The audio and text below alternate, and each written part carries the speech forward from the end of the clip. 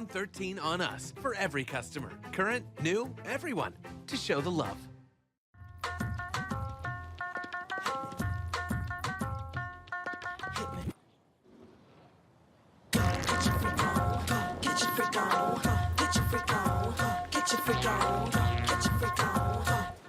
Black Star Network is here. Oh, no punches! I'm real revolutionary right now. Support this man, Black Media. He makes sure that our stories are told. Thank you for being the voice of Black America, Roland. Stay black. I love y'all. All momentum we have now, we have to keep this going. The video looks phenomenal. See, there's a difference between Black Star Network and Black-owned media and something like CNN. You can't be Black-owned media and be scared. It's time to be smart. Bring your eyeballs home. You dig?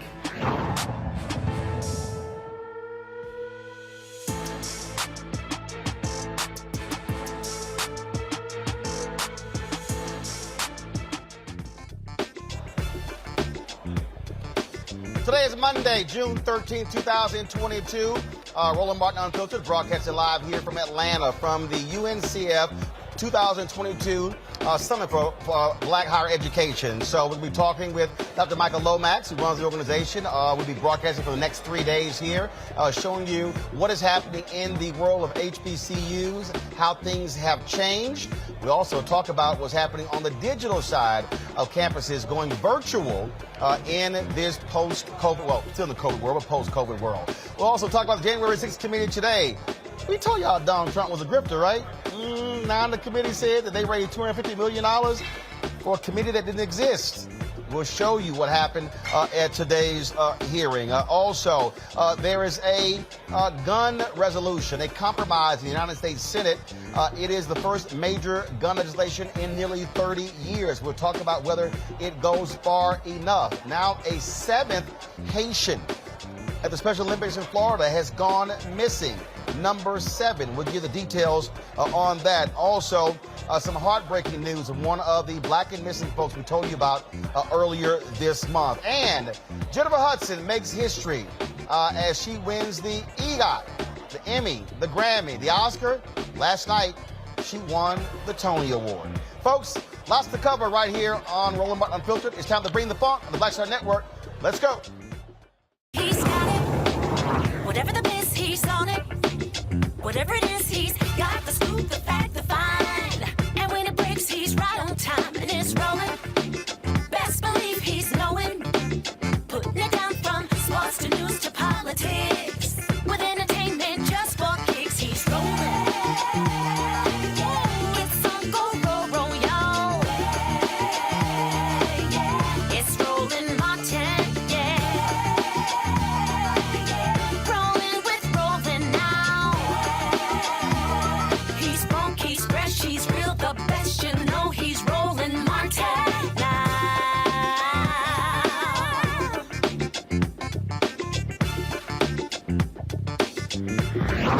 Martin! Please. All right, folks, we are here in Atlanta for the UNCF 2022 Summit for Black Higher Education.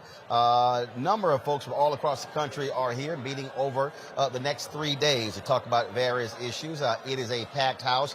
In about 30 minutes will be the opening session. We'll be carrying that live from Atlanta. And as I said, anybody who's been paying any attention, you have seen the resurgence of HBCUs across the country. There are a number of reasons, but we cannot deny the reality that with the death of George Floyd, there's been a significant financial increase to HBCUs, but also HBCU have seen explosion. Many of them, when it comes to students, many of you may have seen the New York Times story yesterday. Those of you who watched this show, you didn't read the New York Times. We've been trying to tell y'all that for the last 3 years, what's been going on. Somebody who's been very much involved in the middle of this is Dr. Michael Lomax, who is the CEO of the UNCF. Of course, as longtime resident here in Atlanta, so he knows this place real well. Dr. Lomax, good to see you. How you doing? Hey, welcome to my town, man. Yeah, indeed. I'm glad to have you here. Well, I see you, and you dressed appropriately. That's the seersucker you got going on? A little bit of seersucker, but, you know, I'm not wearing my, Hey, look. great white African attire as you are. I'm from Houston. I know how to dress in the heat. I know how to dress in the heat. So all these folks been complaining about how hot it is. I'm like, y'all, this is a spring day. This isn't a big deal. This is good weather down here. Indeed, indeed. Let's talk about this summit. This is an annual gathering of the UNCF? Well, it is an interrupted annual gathering of UNCF. You know, we haven't been able to convene our community in 2 years. And there's a lot of pent-up demand, and there's a lot of new news. You know, there's a lot that has been happening. You know, if you were to wind the clock back to 2000, to March, when everything shut down and the pandemic... 2020. 2020, right. And the pandemic was the news of the day. You know, I think if you were to ask black college presidents and black college students what's the future, they would say it looks pretty grim. Yeah. We're going to have to shut down campuses, go home. We're going to have to go online. Oh, no, I remember. My niece is a student at Howard University. I get the notice. I call her parents. I was like, she's going home. Yeah. And so I had to go get her, bring her to our house. I had to call a friend. I was like, say, man, Howard is shutting down in 24 hours. He was like, what? I said, you need to come get your daughter. I mean, so people, they didn't know what was going on. Then it was like, well, classes come back in the fall. She came back to our house in the fall. She went to school at our house. I'm like, because they couldn't go back to class. Yeah. Well, and that's right. I mean, we had a crisis. UNCF and black colleges got together and we said, what do we do to manage our way through this crisis? How do we stabilize our institutions and actually the academic experience of our students, because it was totally disrupted. Right. Your niece had someplace to go. She had someplace to go where there was Wi-Fi. Right. She had probably all this equipment you got in your hand. Yep. Think about most of our students didn't have that. So we had to jump in quickly. We had to provide Wi-Fi. We had to provide equipment. We had to help people find housing. In the fall, we had an early recovery, but it was only a partial recovery because a lot of our campuses could not open up. Right. And now, 2 years later, we're back. We're ending an academic year. We're preparing for another academic year. And guess what? HBCUs are more visible than they've ever been. They are attracting a new generation of students. They are attracting a new generation of philanthropy. It seems like a period of opportunity. So we are convening at a time which is not really what we expected, but we are convening at a time of momentum. And the question is this momentum for the moment, or is this the new future for HBCUs? I'm going to come back to that in a second. I do want to talk about what was transpiring, especially in the digital space, because many HBCUs, like most black institutions, but not just black people, a lot of people all across the country were grossly unprepared for a totally virtual world. But the reality, it was exacerbated, frankly, in our community. There were a lot of HBCUs. I don't even want to talk. If I bring up HBCU online to Tom Joyner, he will start cussing. Yeah. Because what he was trying to do years ago, folks were resistant. A lot of black churches didn't want to be online. But all of a sudden, COVID, they had no choice. Yeah. And so what has been interesting over the last 2 years, it has forced so many institutions to have to do the things that they were long resisting. Yeah, and, you know, black colleges and black churches, two foundation institutions in the black community, we could not afford to be shut down and not have an alternative. And so we did a lot of scurrying, but, you know, we were pretty adaptable, and we found a way. I know in the work that we did, we had to help thousands of black college faculty transition their classes from in-person on a piece of paper and a lecture to online. We had to help institutions get the online ability to do that with their students. And we did. We did a pretty good job. Now what we're thinking about is how do we prepare for that new future? Right. And that's what we're doing here. We're also celebrating being together. You know, this is a community, so we got to do a little celebrating. Right. But also understanding what was the journey for our students, our faculty, our institutions, and how do we make that a building block for the future? It is interesting you were talking about, how do you move in the future? Because I'm trying to think, I'm probably now up to 65 or so HBCUs that I've been to. Done 14 commencements. And so I was speaking to the South Carolina State alumni at the beginning of the year. New president. And what was interesting is these alumni they were so focused on new buildings and getting students back on campus. And I was telling them, folks, pump your brakes. You're talking about South Carolina State when you were there. I said, you now have a world where there are students who can actually finish from your school, and they're in California. Yeah. And I said, and this is what I told the alumni. I said, I need y'all to back the hell off and let your president do what he needs to do. And to realize that this forcing mechanism that we call COVID actually is laying a foundation for a broader reach for HBCUs. I mean, the fact that today, and you know, there are so many of those students who want their HBCU experience in person and on campus, yet there are also a bunch of people whose lives have been disrupted and they don't want to disrupt their education. But they also financially can't necessarily afford to go. So they want to go, hey, where my mom or dad went, but the travel, all those things that go along with it. And so it's just creating a new way for them to still participate. And so what I'm saying to my colleagues in HBCU land is we've got to make sure that we don't squander this crisis. There you go. That we really build on it. What did it tell us about who wants to be a part of our community and how we reach them and give them their piece of it? And so a lot of our institutions now, yes, they are bringing students back in person, but they're also going hybrid. Right. And they are, reaching out to bring more students. And getting creative in the process of their teaching. And getting creative and extending their brand. You know, Spelman College has created an adult learning program which is giving a bunch of black women who already have degrees an opportunity to have a Spelman experience. And how are they having that? They're having it online. Well, Morehouse said that if you had not finished, if you had X number of credits and you were looking to finish, they allow for them to finish at Morehouse those last 2 years. Now, let's just pause for a moment and remember what it was like back in the day when you had to show up, take that course, and we weren't flexible. And so we've learned. Well, you being nice, you saying weren't flexible. Well, no, extremely resistant. Resistant. And I think we're gonna benefit from that. And we're going to give this experience to others. And but I do want to lift up some real heroes and sheroes during this period. The first group I want to lift up is the students who didn't give up. Right. And that they have persisted. We've seen them having the opportunity this year for a graduation on their campuses. Think about, my grandson is a rising junior at Morehouse. So think what happened to him. He didn't have a senior year of high school. His freshman year was at my house. And his sophomore year, he's finally gotten to live on campus. Right. But he hasn't been on the Spelman campus because he's not in a class over there, so he's not allowed on it because they've had to be so protected. Right.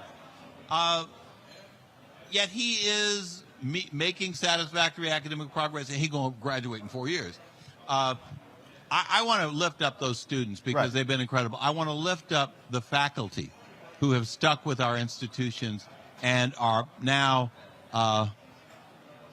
they're virtual faculty and in-person faculty. And I want to lift up the college leaders who have fought for black colleges over the last 2 years. And our black colleges are today, Roland, in stronger financial position because of the work that we did in Washington, D.C., getting loan forgiveness to the institutions. $1.6 billion. $1.6 billion, getting funding out of the funds that came to our COVID institutions. We were talking about nearly $7 billion, and we've covered that extensively on the show. And I gotta ask you this because this has been one of the things that's been driving me crazy.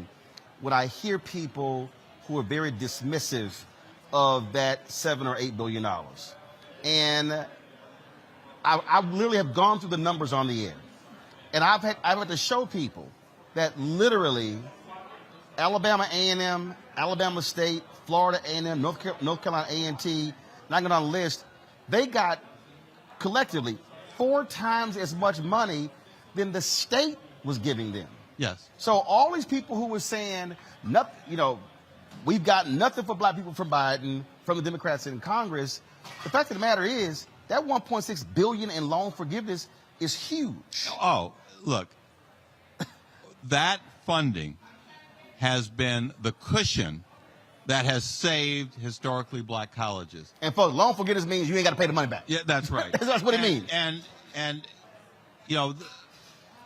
certainly black colleges deserve and need more. But this is a down payment, and a significant down payment. And it has been done by the White House, the Congressional Black Caucus, and our allies in the United States Congress. Right. That's a big deal. Can't dismiss it. And then there's been private philanthropy. Now, the private philanthropy, the federal funds went to everybody. Right. The private philanthropy went to a smaller group of them. And while I welcome that philanthropy and I appreciate it, you can't just support 20% of black colleges and expect 100% of them to produce different results. So we still live in a time when black colleges are playing catch up, and where there is a focus on helping the well-known few, and not the entire community. Right. And on that particular point there, because when it comes down to the money, there was a tremendous amount of money that was doled out to black institutions after the death of George Floyd. Some called it white guilt. Some said this was the reckoning. To your point about this moment or whatever, this is what I keep saying. We're operating what I call a third Reconstruction. Right. And so our mentality has to be that way. That we can't just be, okay, let's be satisfied for the last 2 years. Say, no. We've got to have this focus for the next 10 to 15, 20 years, what I call sustained investment. Yes. The point you made about, you listed those black public institutions. Yes, they got 4 times the amount from the federal government than they'd been getting from the state. But the states were still underfunding them and have been doing that for 100 years. Yep. So 2 years don't make up for 100 years. Precisely. Well, look, I know you have I got it. You got to give me the rap 3 times. Tell Roy to slow down. This ain't my first rodeo. Well, so you got to. And guess what? It's not mine either. I got it right. And it's not ours together. We know when to stop the show. I looked at it. It's 6:19. The panel starts at 6:30. You're gonna be sitting there with the conversation. We'll be carrying some of it live. Yeah. We'll be chatting again. But we're certainly. But let me just say this: the most important things we're doing here are 2. We're bringing the community together, and we've got you here to amplify it across the country. So I want to thank you, Roland Martin, because you have been the voice of black colleges. You've been an advocate for our students, our faculty, and our institutions, and you are always unfiltered and telling it right. That's the only way. Well, look, so what's going to be happening, we're going to be, you have the panel inside, we're going to be cutting in and out, but we're going to be then restreaming the entire session. For everybody who's watching, the plenary sessions begin tomorrow, so we'll be actually live streaming all the sessions, all the plenary sessions tomorrow, as well as on Wednesday, and then the session on Thursday. And so you can watch those live. You can also watch the restream. You can also download the Black Star Network app. And so we'll be pushing that content out, and then also having, of course, all of our social media pages as well. So follow the UNCF on the social media platforms. Look for the hashtag UNCF Unite as well. And so, Michael Lomax, glad to be here. And so, time for you guys. My handlers are pulling me away. I know. I mean, I was Timon Woosah. Tell Breathe over there. We good. Okay. It's just a short little walk into the ballroom. And I think I can manage. I think quickly. So. Thank you very much, Doc. I appreciate it. Thanks so much. Great to see you, Mark. I appreciate it. Folks, as I said, we're here in Atlanta at the UNCF Unite 2022 conference. And so we're going to talk about HBCUs with our panel. When we come back, we're going to take a break, and we'll be right back here. Roland Martin Unfiltered on the Black Star Network. Back in a moment. Verizon just gave us all a brand new iPhone 13. We've been customers for years. I thought new phones were for new customers. We got iPhone 13s too, switched to Verizon 2 minutes ago. Ours were busted, and we still got a shiny new one. Check it out. So wait, everybody gets the same great deal? I think that's the point. iPhone 13 on us for every customer. Current, new, everyone. On any unlimited plan, starting at just $35. All on the network more people rely on.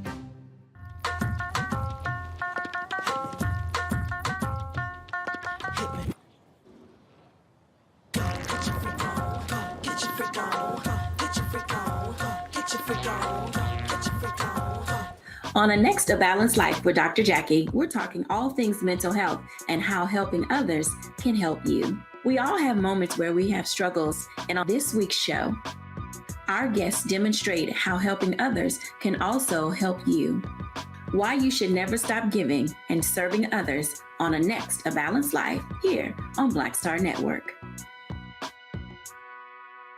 Love our new Alexa. It's a Buick. Yeah, Alexa. Buick. Alexa. It's a Buick. It's an Alexa. It's a Buick. It's an Alexa. Coach, that's a Buick. That's an Alexa. The Buick Enclave with available Alexa built in. We're all impacted by the culture, whether we know it or not. From politics to music and entertainment, it's a huge part of our lives, and we're going to talk about it every day right here on The Culture with me, Faraji Muhammad, only on the Black Star Network. How about sushi? I just had sushi for lunch yesterday. How about tacos? Automatic emergency braking, one of 6 advanced safety features standard on every 2022 Chevy Equinox. Find new technology. Find new roads. Chevrolet. I'm Bill Duke. This is Diala Riddle. What's up, y'all? I'm Will Packer. I'm Chrisette Michelle. Hi, I'm Chaley Rose, and you're watching Roland Martin Unfiltered.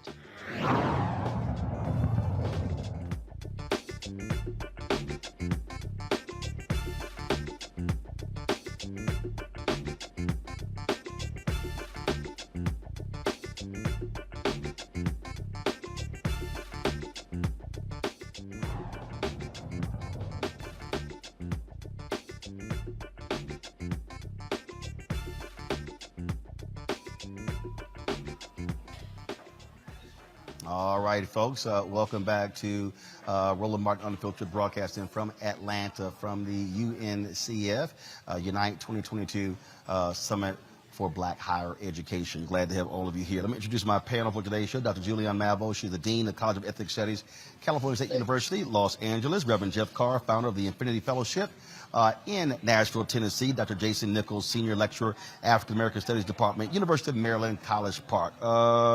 Julianne, I want to start with you.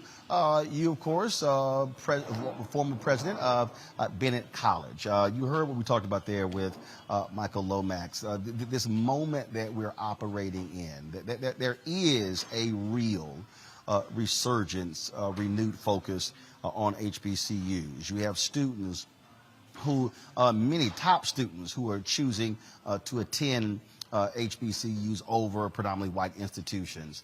You see what's happening in athletics. One of the top gymnasts who decides to go to an HBCU that's just starting a gymnastic program. You've got, of course, the #1 quarterback in the country, Travis Hunter, who chooses Jackson State over many of the Power 5 conferences. A couple of years ago, you're the #2 basketball player in the country who chose to attend Howard University. You've got Steph Curry, who's funding the renewed golf program at Howard University. And then you're seeing the push when a few years ago when Reverend Jackson was pushing Silicon Valley, he's pushing them to create partnerships with HBCUs. And so these things are happening.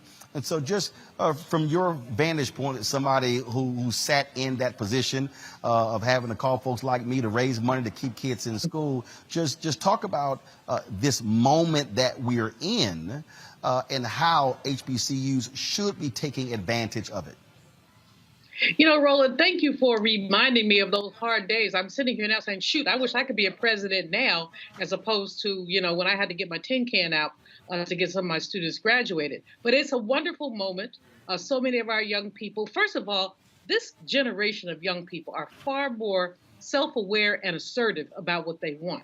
So they don't care that you can dangle Harvard in their face when they're thinking Howard. They want to have an undergraduate experience, if they're in person, that is friendly, that's compatible. They don't want to have to fight these white professors who basically have hidden biases, in some cases, some not so hidden biases. They don't want to go to I don't know, colleges that don't have the labs, which is why the contribution to Morgan State, $20 million from the, I guess it was the Jeff Bezos widow, that was just so very important. And the other large contributions. But as both you and Brother Lomax said in your interview, picking up a few is not the point. Let's fund HBCUs generally.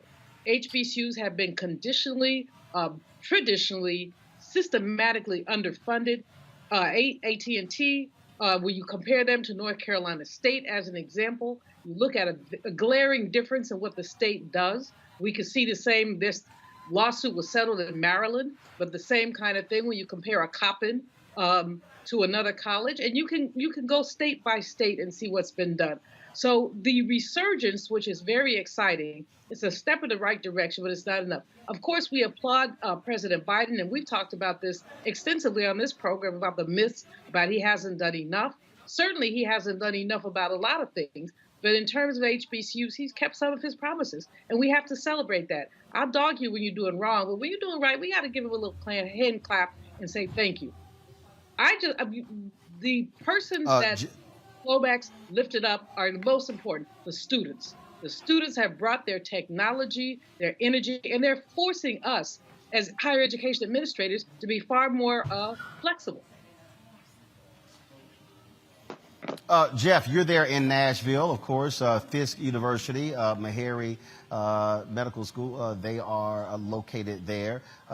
Just your thoughts in terms of, again, the resources that we've seen that have come the way of HBCUs, but also what you're seeing from students, what you're seeing from when a Megan Thee Stallion decides to go back to college and she enrolls in Texas Southern University. TSU talked about the tremendous response that they received from students who themselves said, wait a minute, I can go back and finish my degree.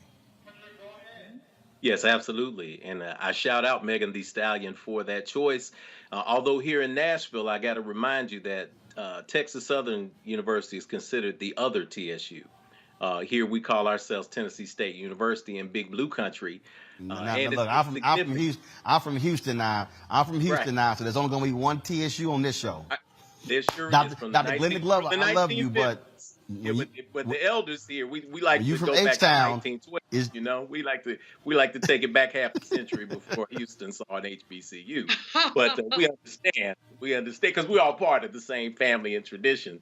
And just like we are from the same family and tradition, we always have a right to joke like that because we're joking and making humor of good things. I'm a Tennessee State alum. My wife is a Fisk alum, so she is absolutely turning backflips, celebrating the fact that the top gymnast in the country is coming to her HBCU right up the street. So between Tennessee State, Fisk University, American Baptist College, Meharry Medical College, we can't minimize and we can't maximize the importance of these schools. Consider this. Those schools that I listed just now were the core of the civil rights movement that birthed the Diane Nashes, the C.T. Vivians, the Congressman John Lewises. All of them were college students here in a space that was for them, that poured into them, that developed leadership. And they walked down to Fifth Avenue, downtown Nashville, got hot coffee poured on them, got hoses put on them, got beaten with batons and pelted with bricks and mallets, and still hung in there because there was something that was given to them at an HBCU that provided them with the confidence to stand strong and tall, to think about the people 7 generations behind them and to think about the people 7 generations before them. That's the energy you get with an HBCU. I love what you and Dr. Lomax were saying. I think there's something that he said that we all have to pay attention to, and it adds to what former President Dr. Julianne said, and that is that we cannot squander the pandemic. So we can't squander what happened. We had an opportunity to bring the wagons home, to circle them back, to have a new opportunity to put a renewed focus on HBCUs and the safe spaces that they provide for people like us. Because aside from jobs, leadership is going to come from HBCUs. Inspiration is going to come for HBCUs. And I can say as a kid that got kicked out of high school, expelled, barely passed an ACT, that when I ended up on the campus of Tennessee State University. Had it not been for that environment and the students and the faculty administration who looked in my eyes and told me that I could do whatever I wanted, eventually convincing me to believe them, I would not be sitting here with you great minds today. Jason, you're there at the University of Maryland. The governor of Maryland was forced to sign a nearly $500 million settlement when the 4 HBCUs or lawyers on behalf of the 4 HBCUs sued the state of Maryland because they said they allowed the state they allowed duplication to be created, thereby robbing those HBCUs of innovative programming. That whole issue of underfunded. A committee in Tennessee came out and said that the Tennessee State had been underfunded to the tune of at least $500 million. We had Dr. Alvin Chambers Jr. on the show, who successfully sued on behalf of the Mississippi colleges in a major multi-million-dollar settlement there as well. And I remember going down North Carolina when they were having some HBCU battles, and I was actually pushing black state legislators there to work with lawyers and sue North Carolina. I really do think these state institutions, these state HBCUs, lawyers should be looking at filing similar suits like the one in Maryland, and granted, it was 13 years, like the one in Mississippi and other places, against these states for their historic underfunding of HBCUs.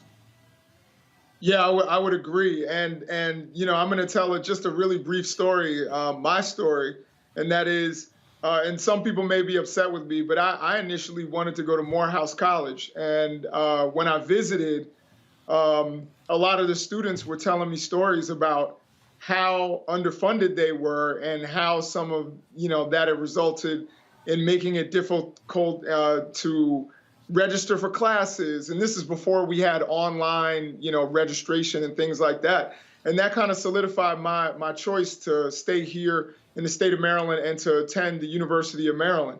If we had equalized the funding, I think you'll see even more competition. You'll see even more students wanting to attend HBCUs. And, you know, they get that family environment, although I will argue that here at, you know, at my university, if you come to African American Studies, you get an HBCU experience on a PWI campus, and we will give you all the support, the kind of support that the Reverend was just talking about that he got at Tennessee State. But I will say that there has to be more equal funding. HBCUs historically get less revenue from tuition, so they need that extra funding in order to keep the lights on and to have everything that they need to be successful. And the state of Maryland essentially was robbing them. And finally, that was handled in the courts. And you have to have that patience, as you pointed out, that it was a 13-year process. You know, we think things sometimes happen overnight. They don't. The Montgomery bus boycott was a year long. It wasn't overnight. So, but it's worth the fight so that our students, people, you know, black people, will have more opportunities to be educated around other black people. All right, folks, hold tight 1 second. A little bit later in the show, we're going to be talking to a couple of HBCU presidents, including one who stepped down after 16 years. We'll find out what Dr. Walter Kimbrough is going to be doing next, and so we'll do that. But coming up next, we're going to take a break. We'll come back. We'll talk about the first major gun legislation coming out of Congress in nearly 30 years. Is this compromise bill good or bad for America? We'll discuss that next with someone for Moms for Demand. That's next on Roland Martin Unfiltered on the Black Star Network. Don't forget, download the Black Star Network app on all label platforms: Apple phone, Android phone, Apple TV, Android TV, Roku, Amazon Fire TV, Xbox One, Samsung Smart TV. You can also join our Bring the Funk fan club, where your dollars make it possible for us to do things like this: travel, report from different places across the country. Checks and money orders to P.O. Box 57196, Washington, D.C. 20037-0196. Cash App is $RM Unfiltered. PayPal is R Martin Unfiltered. Venmo is RM Unfiltered. Zelle is Roland at RolandSMartin.com. Roland at RolandMartinUnfiltered.com. We'll be right back from the UNCF Unite 2000 Summit for Black Higher Education. Love our new Alexa. It's a Buick. Yeah, Alexa. Buick. Alexa. It's a Buick. It's an Alexa. It's a Buick. It's an Alexa. Coach, that's a Buick. That's an Alexa. The Buick Enclave with available Alexa built-in. A powerful movement is rising across America. From the Mississippi Delta to the Apache Stronghold. From the homeless encampments of Washington State to the coal fields of Appalachia of West Virginia. We are the 140 million poor and low-wealth people in this country, and we are building the Poor People's Campaign, a national call for moral revival. On June 18th, ahead of this year's midterm elections, while the Congress is still in session, we will hold a mass poor people's and low-wage workers assembly and moral march on Washington to arrest the attention of the nation, to put a face and a voice on poverty and low wages in this country. This is a watershed moment for justice and democracy in America. There are those who say that transformative change isn't possible, but history teaches us that it is precisely in times like these that people must build a broad and deep movement from the bottom up. We must compel this nation to repent, to lament, and to see the realities that have been hidden for far too long. On June 18th, we will come together to lift the voices of the poor and low-wage workers who know that change is not only possible, it is essential for our survival. We will make the connections to show how systemic racism, poverty, ecological devastation, the denial of health care, the war economy, and the false moral narrative of religious nationalism and white supremacy are hurting us all. We will show the nation the faces of Americans who cannot afford to go back to normal. We will detail the policies that can move us toward a society that works for everyone. And we will pledge to go home and build power for transformative change in this year's election and for years to come. Because the question should have never been, how much will it cost to address poverty? The real question is, how much is it costing us not to? Somebody's been hurting our people. It's gone on far too long.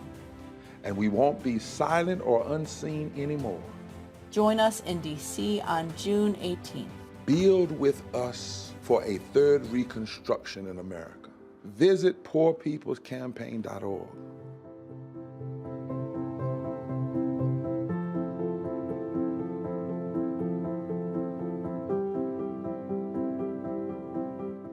How about sushi? I just had sushi for lunch yesterday. How about tacos? Automatic emergency braking, one of 6 advanced safety features standard on every 2022 Chevy Equinox. Find new technology. Find new roads. Chevrolet. Hi, I'm Vivian Green. Hi, this is Essence Atkins. Hey everybody, this is your man Fred Hammond, and you're watching Roland Martin, my man, Unfiltered.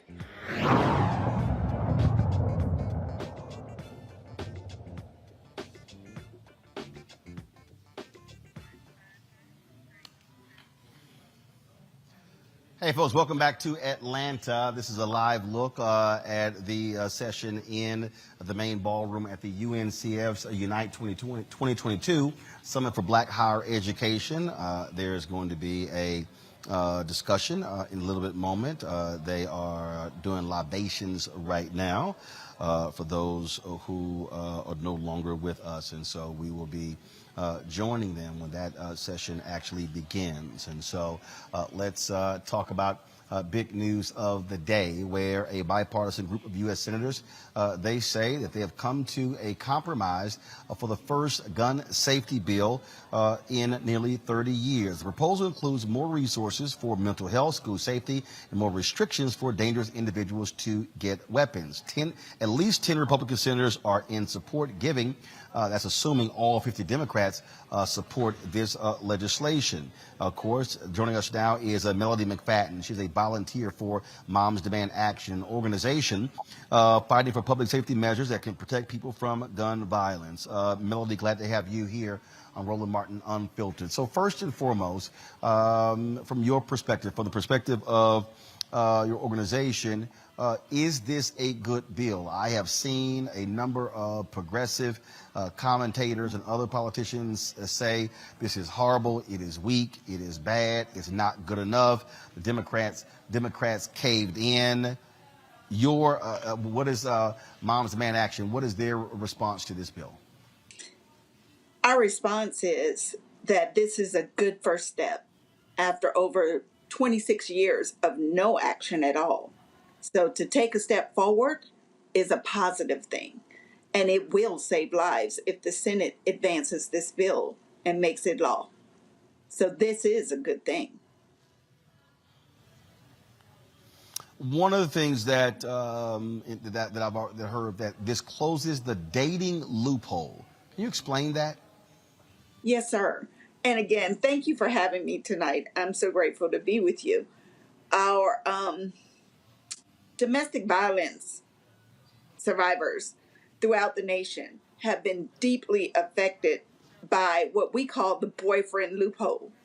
The boyfriend loophole leaves an avenue open for someone that's convicted of domestic violence. Just because he's not the spouse or she's not the spouse, it still allows them to purchase a weapon and thereby have the opportunity to go back and kill a person that they're in a domestic violence dispute with, or to hurt them. So if this bill passes forward, the boyfriend loophole, as we call it, will be closed. A person that is under a domestic violence conviction will no longer have access to a weapon where they can go back and hurt their girlfriend or their boyfriend. It will not allow them, just because of their relationship status. A husband or a wife, if they were convicted of domestic violence, would not have that access, nor should a convicted boyfriend or girlfriend. And you talked about the First Step, and this is one of those things that I think about the First Step Act, and there are people who are saying, okay, when is the second, when is the third? So it's not as if this bill gets passed in both chambers and goes to the president. There cannot be another bill. There are still people who believe that America must raise the age from 18 to 21 and must also ban assault weapons. That is true. That is very true. Especially because this bill does have something towards that. That is why I say it is a good first step.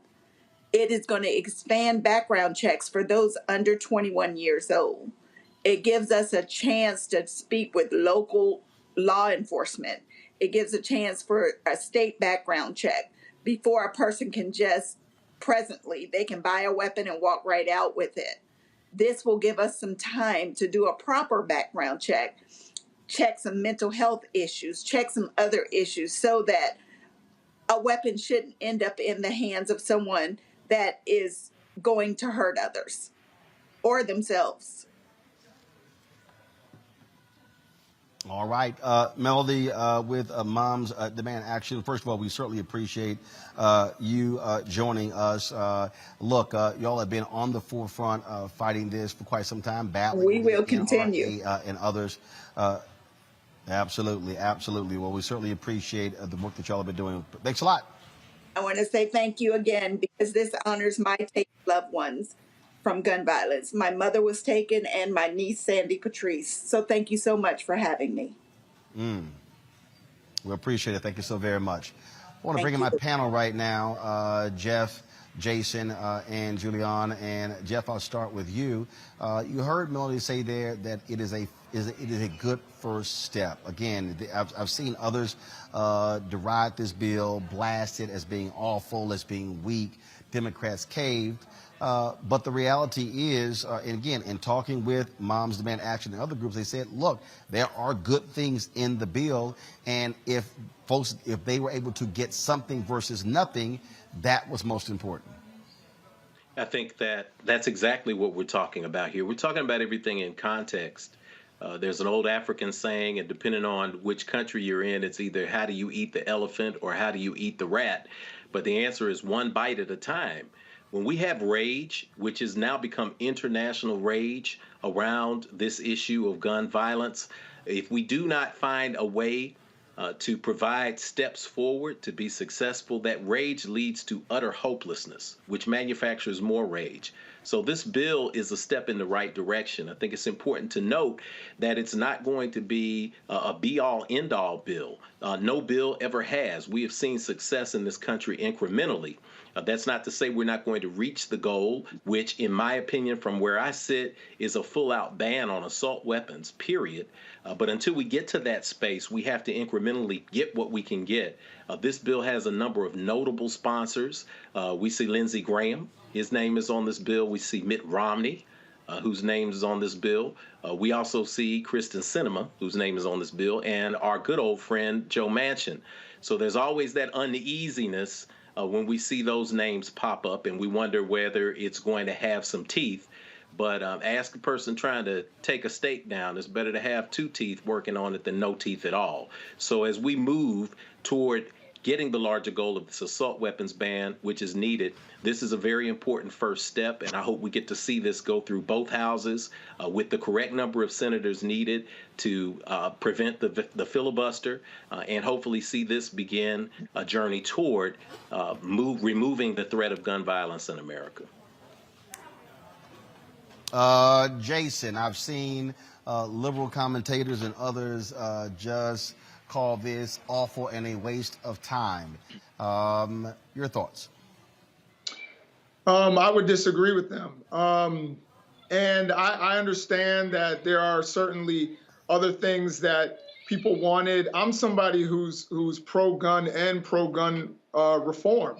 I don't think those two things are mutually exclusive. But of course, I wanted things that weren't in this bill. But at the same time, we have to be realistic.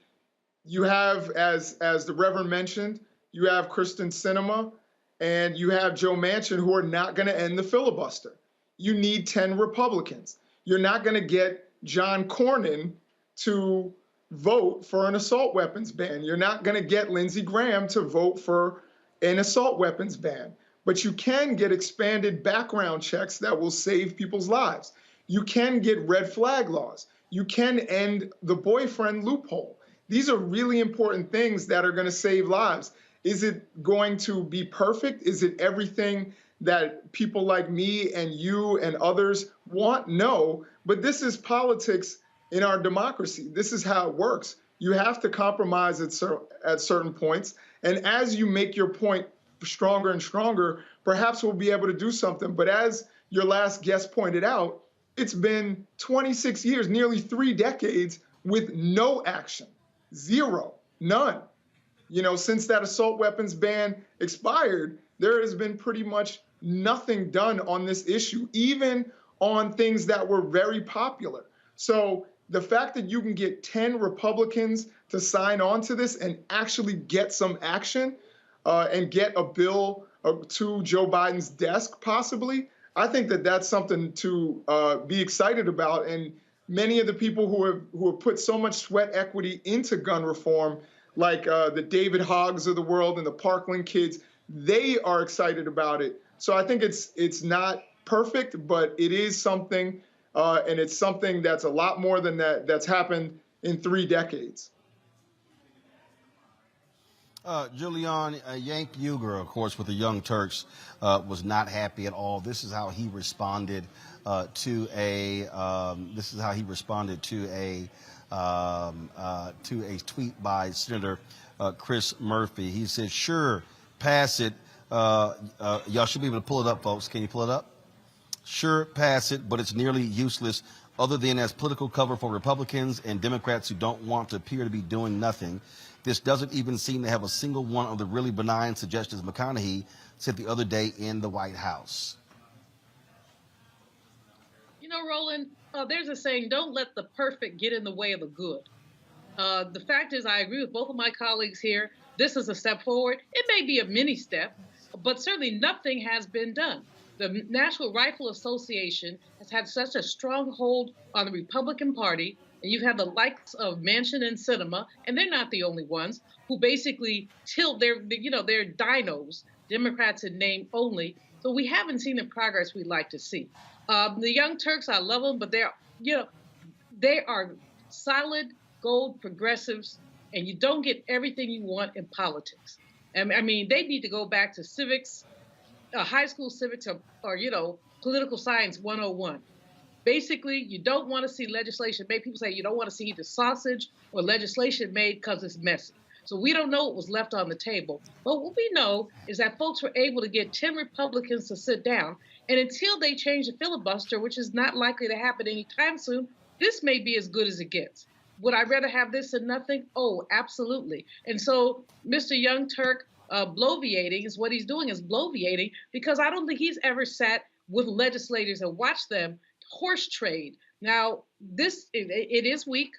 But again, it's better than nothing. And let's just all repeat, it's better than nothing. Do not let the perfect get in the way of the good.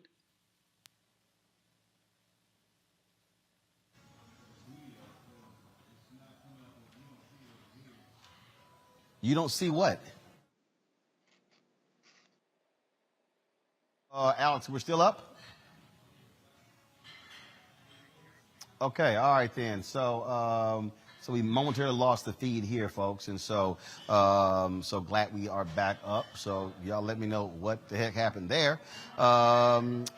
Julian, finish your comment before I go to a break.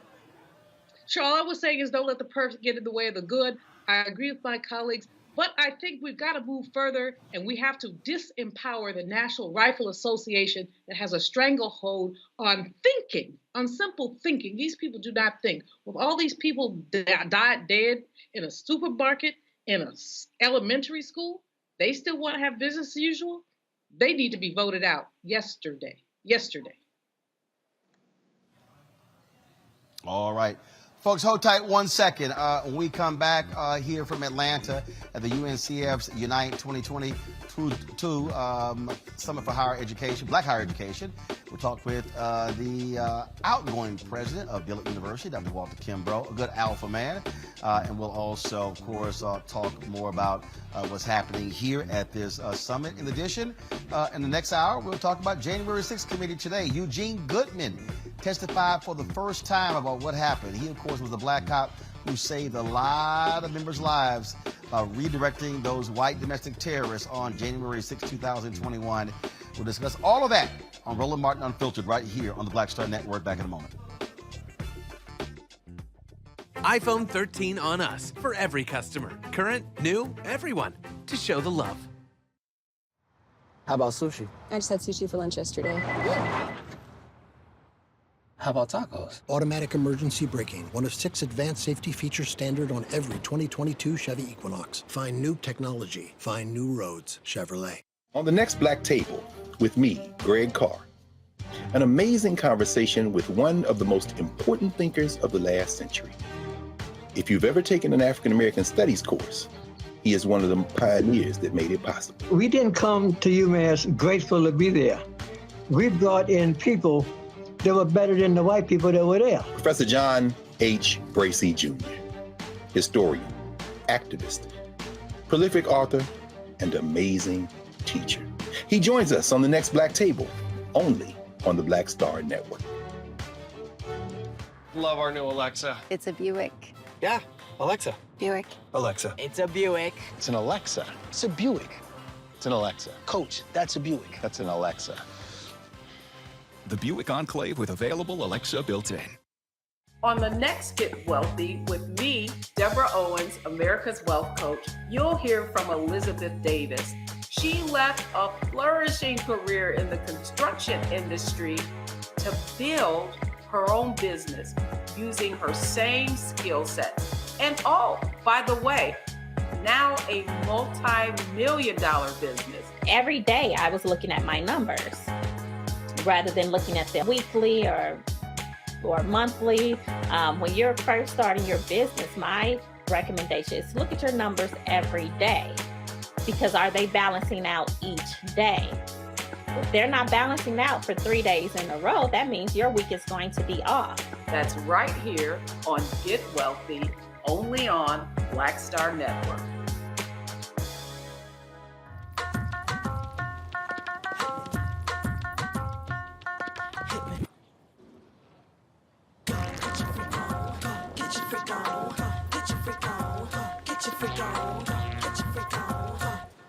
On the next A Balanced Life with Dr. Jackie, we're talking all things mental health and how helping others can help you. We all have moments where we have struggles, and on this week's show, our guests demonstrate how helping others can also help you.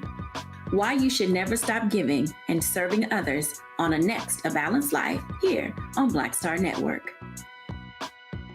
Hi, everybody. This is Jonathan Nelson. Hi, this is Cheryl Lee Ralph, and you are watching Roland Martin Unfiltered.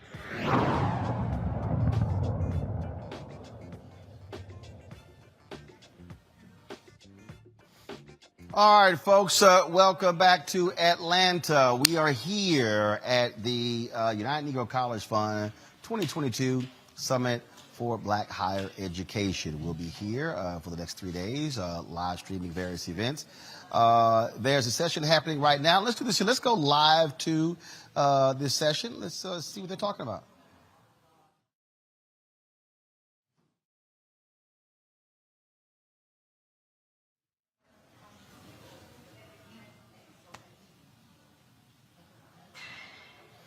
All right, so we're getting video. Y'all let me know what's happening. Let's.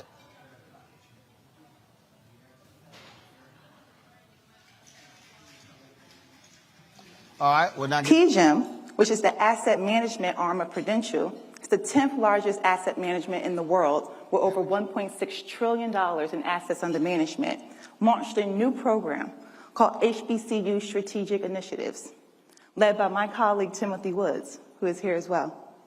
Under his leadership, the program aims to establish and maintain student-run investment funds, in addition to providing training and scholarships at HBCUs, with the goal to further diversify asset management across the country. He will also lead an education and training initiative focusing on managing school endowments. And lastly, through our partnership with Student Freedom Initiative, we launched the Micro Grants Fund, which provides emergency cash assistance to cover unexpected expenses that does not have to be repaid. The program has launched with 9 HBCUs, and that number will only continue to grow. With that, I hope during the course of this week's convening, we might find time to connect and learn more about each other's work and how Prudential might partner with all of you. I would now like to introduce Dr. Eddie Cole in what will be a thought-provoking opening plenary. Eddie Cole, PhD, is an associate professor of higher education and history at UCLA. And he, of course, is going to be having a sit-down chat with Dr. Lomax, who will be carrying some of that as well. Right now, we're joined by the outgoing president of Dillard University. No, he wasn't bounced out. He decided to leave on his own. Dr. Walter Kimbrough. He was formerly the president at Philander Smith. 16 years as president? How long? I'm in my 18th year. 18th year. Yeah, your 18th year. It's a lifetime. And so, good alpha man. Glad to see you here. So, first question, what you doing? Did you just say, you know what, it's time to step down and recharge and find out what's the next thing for you? Yeah, so, I always tell people, blame it on me growing up United Methodist with this itinerant ministry. So 7.5 years at Philander, going into my 10th year at Dillard. And I think the pandemic gave everybody a chance to think about a lot of things. And for me, when I think about it, I'm 55, turned 55 this year. I'm 7 years younger than the average college president, but I spent a third of my life as a college president.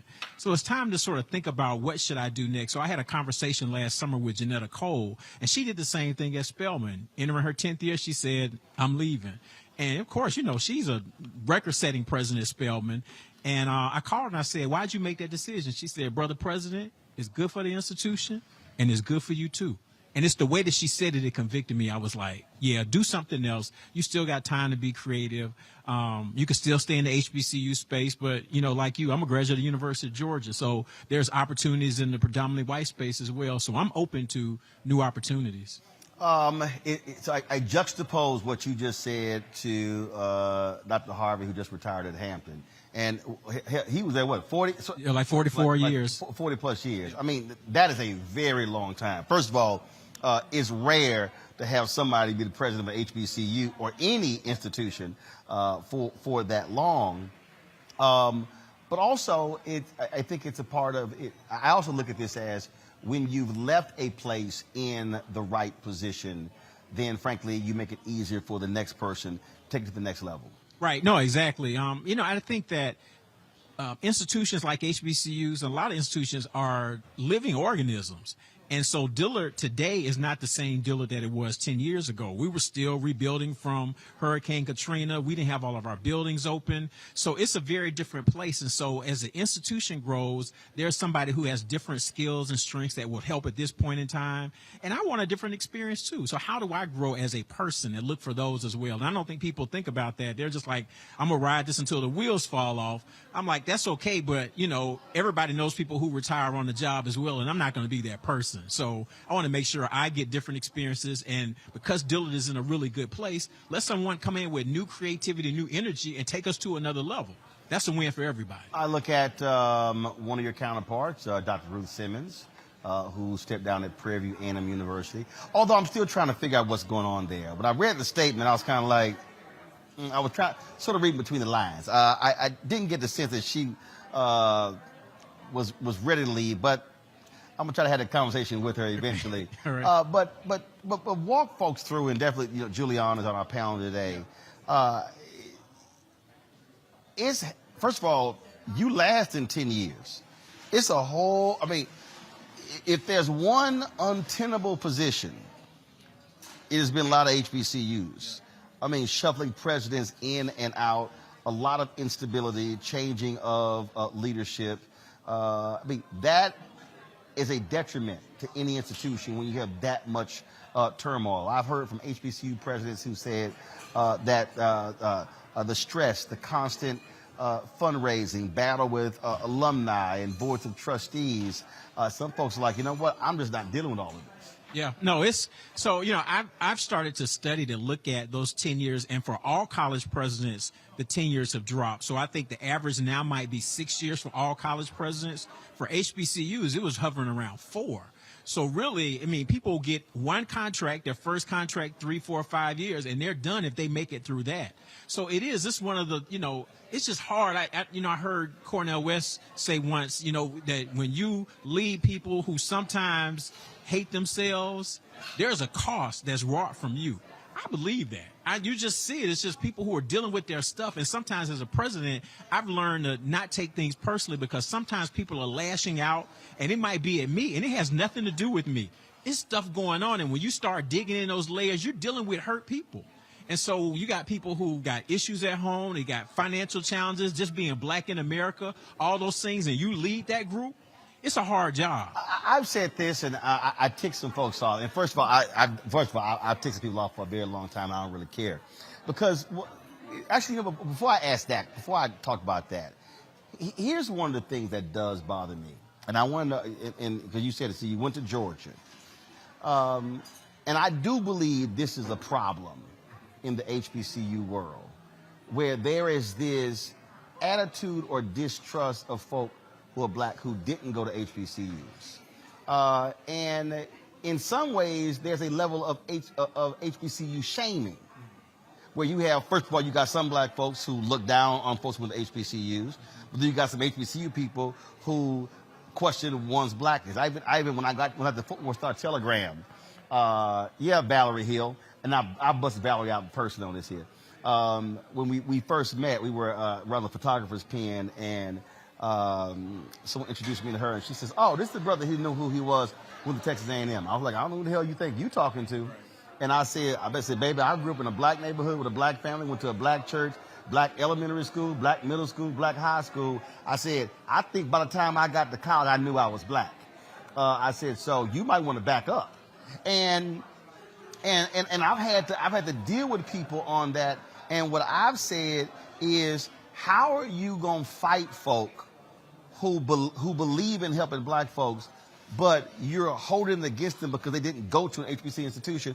I want knowledgeable folks, regardless of where they come from, to help. Right. No, exactly. So my wife and I talk about this. We think, and she, the HBCU graduate, Talladega College, we always say that people at HBCUs might not trust you unless you have 2 of the 3 sort of silos of blackness. HBCU graduate, black church, black fraternity sorority. So I got two of the and then three. you got to throw black spouse in there because some folk get Well, tripped. right. Might be 4. Right. But yeah. So, right. So so it's like I got those two, but the same as you. I grew up here in Atlanta, black elementary, middle, high school. I mean, I've been around blackness all the time, so I was able to make that. But then I'll tell people I would argue the greatest HBCU president was Benjamin Mays, who went to Bates College in Maine.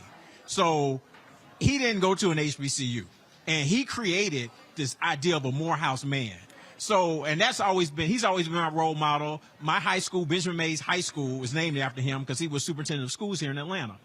So, as long as those people understand blackness, I think that's okay. But there is sometimes that sort of stigma like, oh, well, you didn't attend an HBCU. And a lot of times people who attend an HBCU, once they come back and work at one, realize that's a different experience. Because students a lot of times don't fully understand what has to happen to make that institution run. Right. So just by attending doesn't mean you're an expert on HBCU. And I want to deal with that because one of the things that, and I said this a couple of months ago, about a month and a half ago, and I was talking about specifically in the area of sports, media rights, things along those lines, that there's a whole lot that HBCU folks don't know in terms of how this business operates.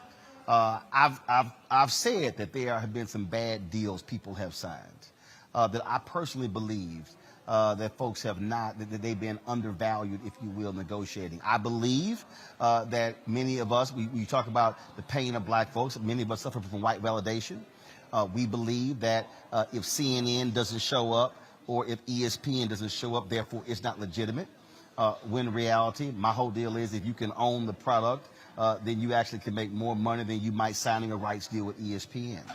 And one of the things that I said is I said to all HBCU presidents, if you don't know jack about this space and your AD don't know and your general counsel don't know, please go out and hire some African Americans with unique skill set in these areas that can maximize your revenue when it comes to sports rights, when it comes to licensing deals and things along those lines. And that rubs some people the wrong way when I said that there are people who are sitting on boards of trustees right now who ain't got no business being on those boards. I said, now y'all can be mad all y'all want to, but I also see it in black organizations.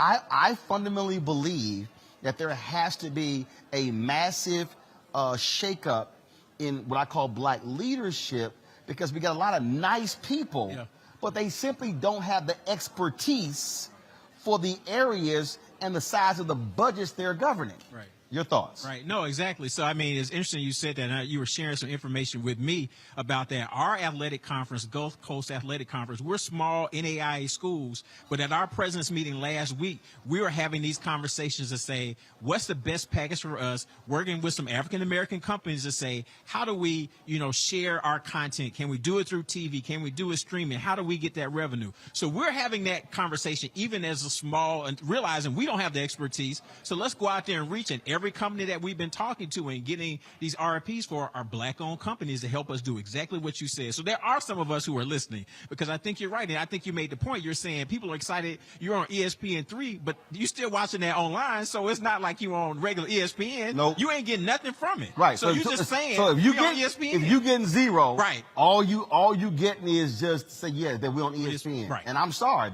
That just makes no sense to me. Right. Because I've traveled, like I said, Dr. Lomax, I've been Dillard. I've probably been in Philander. Right. I've probably been, I think I'm around 65 HBCUs.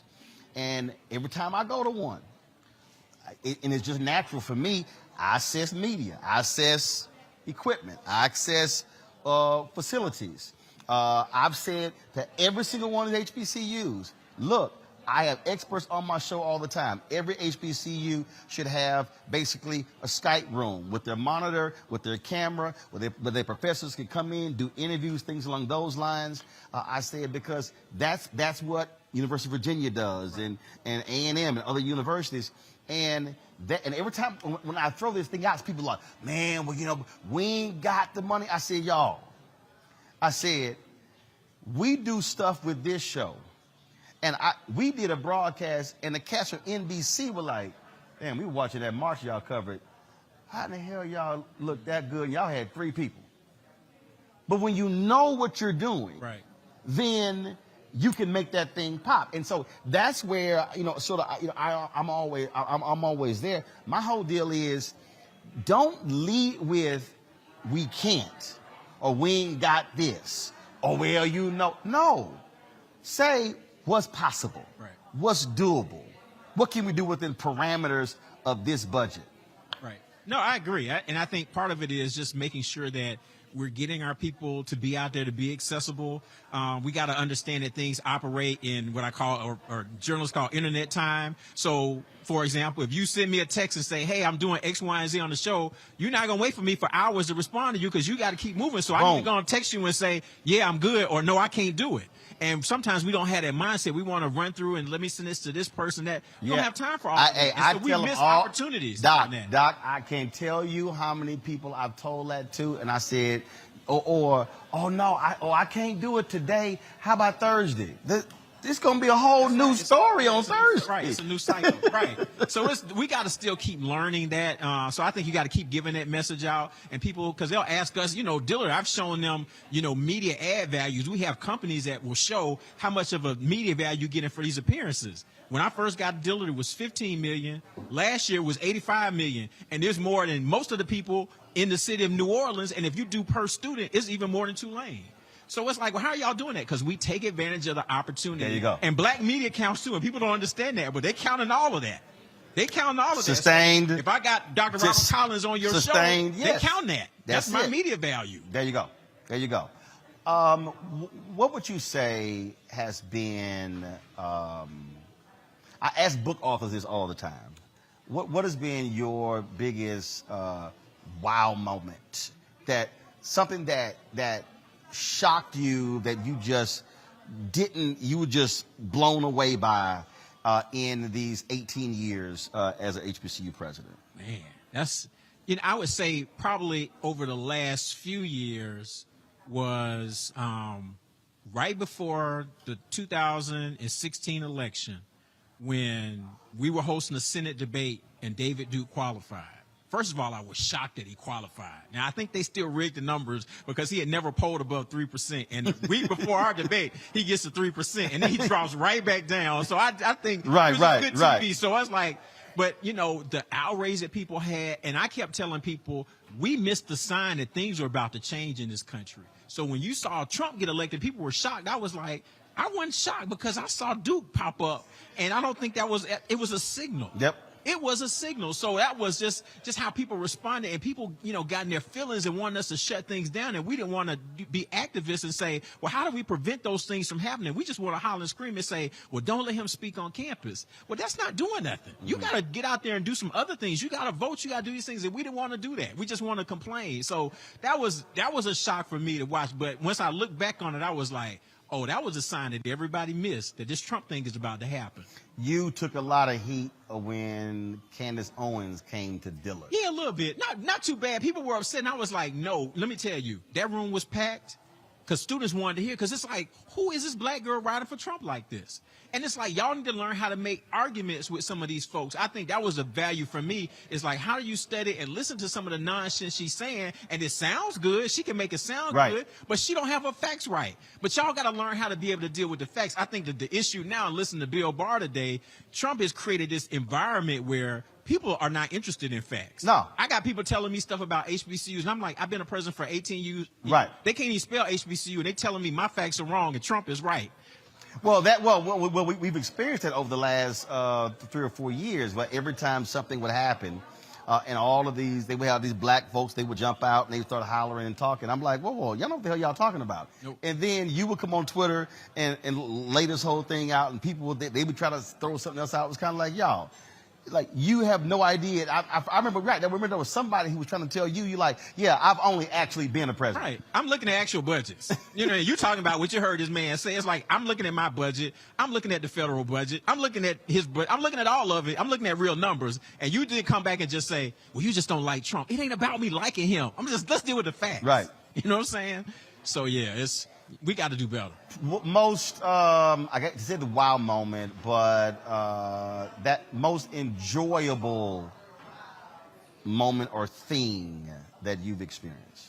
Every year for me is graduation. It's just, and the stories, like this year we had the young lady who, I mean, it just went viral. She texted me at 4:45 in the morning saying, I am not going to make graduation. I just got admitted to the hospital to have this baby. And we had been talking for weeks to try to figure out how I was like, all right, so you think you're going to make it? Well, the doctor's going, induce later on. I said, okay, well, if you're feeling funny at the ceremony, we're going to move you up and get you out of there. So she didn't make it to the ceremony. So I was like, all right, well, give me your schedule. My wife and I went down the next day, gave her degree. And it was all over everything. People just shocked. I was like, this is what I would do for any student. I mean, that's just, so it's somebody like her, or it's when we gave Garrett Morris, who was a Dillard grad, honorary degree. That's one of my favorite Dillard pictures because he's just leaning on me, just bawling. And it was just, like this guy is over generations. Older alums know him for Saturday Night Live, me for Jamie Foxx and Martin. He's on Two Broke Girls. He's just this long career. But to see him on that stage with these big tears because he's getting this honorary degree is something I'll never forget. That story absolutely did go viral. And now, so I got to ask you this here. There are some presidents who cannot stand the students who come on the stage dancing or doing something. But then you got like Winston-Salem State. Yeah. He encourages it. His whole deal is like, look, this y'all day. Right. Well, where do you come down on that? So it doesn't really bother me. I remember when I was at Albany State, we used to laugh. I was a VP down there, and the VP, she would say, graduation is a dignified ceremony. As soon as she finished that, the air horn started going off. We were like, Dr. Brown, get us up. It's not going to happen. So it's like, and ours happened at Dillard. You got a couple who will do it. It hadn't been just excessive. So it's cool. I'm just like, don't slip, because if you fall and hurt yourself, I'm clowning you. And it was like somebody this year when the sports fell. I'm like, see, you never going to live that down. Right. So be careful. Right. You're going to be a meme forever. Right, forever. So just make sure that they can get slick up there. Don't fall, because if you do, I'm laughing. All right, so, okay, this is the last question, and I know I got my Poor People's Campaign guest. I'm over time, so just hold on. Last question, and I know you can't say me, because I didn't do Philander or Dillard when you were president. But the best now I would have killed it. Ask the other 14 HBCUs. But anyway. But I always have you, though, because every that's time right. you're on campus, you kill it. I'm just saying, I know. Like I said, after the David Duke thing and things are going crazy, I was like, who can make sense of this? It was you. So you came in after, so I'm like, definitely, I understand that. Your best, out of all your commencements, absolute best commencement speaker. I don't know. It's a hard, people would go between Denzel and Michelle Obama. Denzel's is gone viral. It's the second most watched ever. He was great. But I'm going to tell you, last year, Michael Ealy went straight black power that people were not ready for. I don't think I was ready for him. Really? Michael Ealy, that was one of the most, because I had faculty members saying, okay, he might have been the best. Wow. That brother, he really prepared. But because people just thought, my wife said, these women came looking for the eye candy. They got meat and potatoes. Brother was deep. He was deep. I was like, all right, so the folks who didn't see it, it's on our YouTube channel. Michael Ealy's commencement speech was absolutely fantastic. So for me, he might be my number one. And like I said, Janelle Monáe was great. Chance the Rapper, we've had some great ones. But that Michael Ealy, he caught everybody off guard. Really? He caught, He was like, because, he was just saying, like, why are we, once again, this white validation. He said, why is everybody trying to be the black Bill Gates? I don't everybody hear themselves say, I want to be the white Oprah.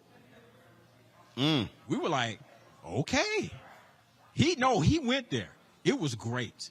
Okay. Michael Ealy. I'm gonna have to hit him up on that. Yeah, he was great. I'm gonna have to watch that. Yeah. Then I got to give him a call. So, all right, then. Dr. Kimbrough, always good to see you, man. Anytime, man. Good luck on what's next. Let us know what it is. I will. And we definitely will chat about it. All right. Sounds good. I appreciate it. Thanks a bunch. All right, folks, when we come back, we're going to talk with, all week we're going to talk with dads who were involved in the Poor People's Campaign. Of course, their massive march in D.C. is taking place on Saturday, June 18th. We will be there broadcasting live from there. Reverend Dr. William Barber, Reverend Liz P.O. Harris, and the Poor People's Campaign. So we'll discuss that with one of the dads next right here on Roland Martin Unfiltered, the Black Star Network, broadcasting live from the UNCF Unite 2022 Summit for Black Higher Education here in Atlanta. We'll be right back.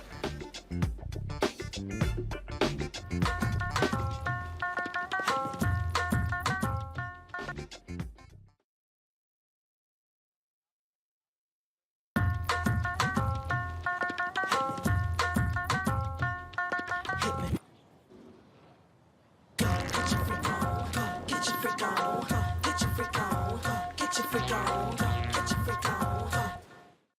powerful movement is rising across America.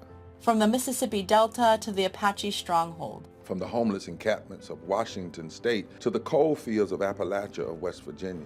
We are the 140 million poor and low-wealth people in this country, and we are building the Poor People's Campaign, a national call for moral revival. On June 18th, ahead of this year's midterm elections, while the Congress is still in session, we will hold a mass poor people's and low-wage workers assembly and moral march on Washington to arrest the attention of the nation, to put a face and a voice on poverty and low wages in this country. This is a watershed moment for justice and democracy in America. There are those who say that transformative change isn't possible, but history teaches us that it is precisely in times like these that people must build a broad and deep movement from the bottom up. We must compel this nation to repent, to lament, and to see the realities that have been hidden for far too long. On June 18th, we will come together to lift the voices of the poor and low-wage workers who know that change is not only possible, it is essential for our survival. We will make the connections to show how systemic racism, poverty, ecological devastation, the denial of health care, the war economy, and the false moral narrative of religious nationalism and white supremacy are hurting us all. We will show the nation the faces of Americans who cannot afford to go back to normal. We will detail the policies that can move us toward a society that works for everyone. And we will pledge to go home and build power for transformative change in this year's election and for years to come. Because the question should have never been, how much will it cost to address poverty? The real question is, how much is it costing us not to? Somebody's been hurting our people. It's gone on far too long. And we won't be silent or unseen anymore. Join us in D.C. on June 18th. Build with us for a third reconstruction in America. Visit poorpeoplescampaign.org.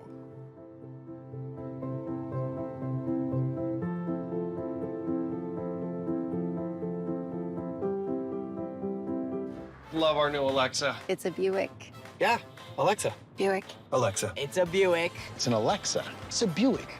It's an Alexa. Coach, that's a Buick. That's an Alexa. The Buick Enclave with available Alexa built-in. Hey, I'm Deion Cole from Blackest. What's up? I'm Lance Gross, and you're watching Roland Martin Unfiltered. Partnerships emerged out of this. But ultimately, the wealthier universities with more resources understood that to have system-wide change within U.S. higher education, you had to look toward black colleges and universities. Hundreds of thousands of dollars went into these programs.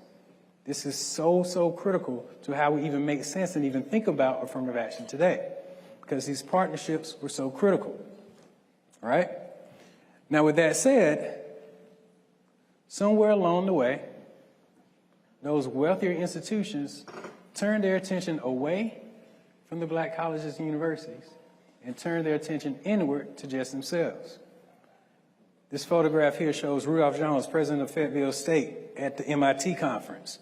But as you had black leaders at MIT coming up with these programs, you also had whispers among some white academic leaders and white faculty that looked like some of these quotes. Coming across the archives, you can imagine how I felt when I saw this quote from the president of the University of Wisconsin that said, "I personally, at first, was rather doubtful about this approach since I thought that integration would eventually wipe out the predominantly Negro label." President Fred Harvey Harrington, University of Wisconsin. Professor Sheldon Judson at Princeton disagreed with the partnerships in general, saying, quote, "I don't see any compelling reason to justify the continuance of Negro colleges. My feeling is that effort should be toward non-segregated rather than segregated institutions." You see, ultimately, these partnerships failed quickly on the same robust level that they were initially planned to be.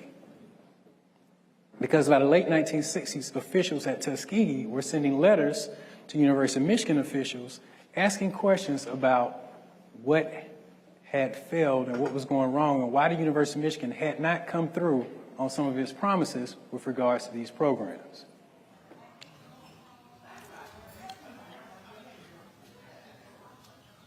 All right, folks, that again is the opening plenary session at the UNCF Unite 2022 Summit for Black Higher Education. As I said to you before we went to break, this Saturday, the Poor People's Campaign, we're going to have their mass march on the nation's mall. They have been mobilizing and organizing the 140 million low-income workers in this country, trying to force policymakers to speak to their agenda. Stuart Acuff is one of the folks who has been out on the front lines using his voice to speak to others on this very issue. Stuart is the father of two, retired union leader, community organizer for more than 40 years. He joins us from Jefferson County, West Virginia. Stuart, glad to have you here. One of the things that Reverend Barber is consistently talking about regarding the Poor People's Campaign, which was really what Dr. King laid out when he originated this idea, was that this had to be a multi-racial coalition. That whether you were white, whether you were black, whether you were Latino, whether you were Asian, Native American, if you broke, you broke. Yes, absolutely. Ultimately, until we resolve economic justice, every other kind of justice we resolve is inadequate, is incomplete until we resolve the question of economic justice. Dr. King understood that, and he understood that there's power in our numbers, and when we pull all of our numbers together, we can win. And in fact, that's the history of the American labor movement. It's the history of the American civil rights movement, which was very well connected to the American labor movement, particularly in the person of A. Philip Randolph, who was one of the greatest organizers America's ever seen. And so I think Bishop William Barber and Reverend Dr. Liz Theo-Harris, they understand it as well. It's not just a sentimental reach back to Dr. King. It's rather picking up the cross that Dr. King was carrying when he was murdered, and pulling it forward across America, across all our people, all our races, all our genders, all our ethnicities, all our languages, everything that could divide us. And this, one could argue, is the most noble task of humanity, is to unite the victims of oppression. Have you been surprised at the reluctance of the Biden White House to meet with not only leaders of the Poor People's Campaign, but also affected workers? Reverend Barber and Reverend Harris said, look, you can't just meet with us. You got to meet with actually affected workers. And this administration has just simply been unwilling to set that meeting and make it happen. Well, yes, and it's sad, and it's wrong, and it's foolish. I'm a big supporter of the president. I was a Bernie supporter, but I watched what Southern African Americans did and said, and they led the country in Biden's direction. And but Biden brought with him a whole circle of old sort of status quo corporate Democrats. And I can imagine that circle around him saying, well, why would you want to do that? And you would just, you'll just antagonize Joe Manchin. And we've got to have Joe Manchin, and Bishop Barber's been after Joe Manchin. Well, hell, Joe Manchin's the problem. And So if that is holding the president back, then that is itself the problem.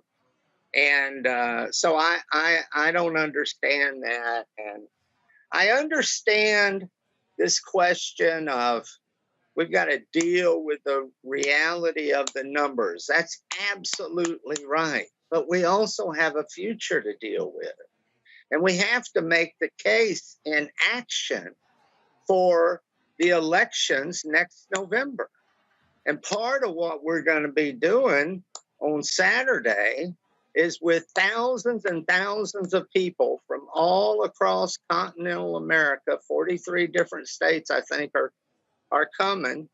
And we're not the usual suspects. In many of our cases, we're the downtrodden, we're the poor, we're the outcast in many cases.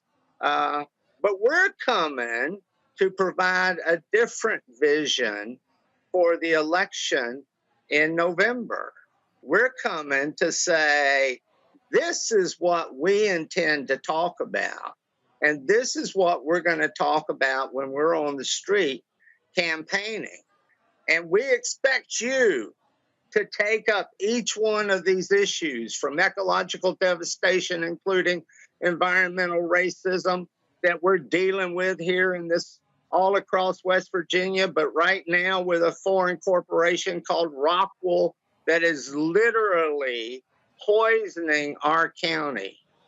You know, 30% of the people in West Virginia don't have tap water they can drink out of. We have an environmental crisis in West Virginia. We've got a human rights crisis in West Virginia. We've got a workers' rights crisis in West Virginia. We got a healthcare crisis in West Virginia. We got a poverty crisis in West Virginia. We got a heroin crisis in West Virginia, and the heroin crisis is because of all the other crises. And we have a crisis in racial justice. Questions from my panel. I'm going to start with you, Jason Nichols. Jason, what you got for Stuart? Thank you for being with us, Stuart.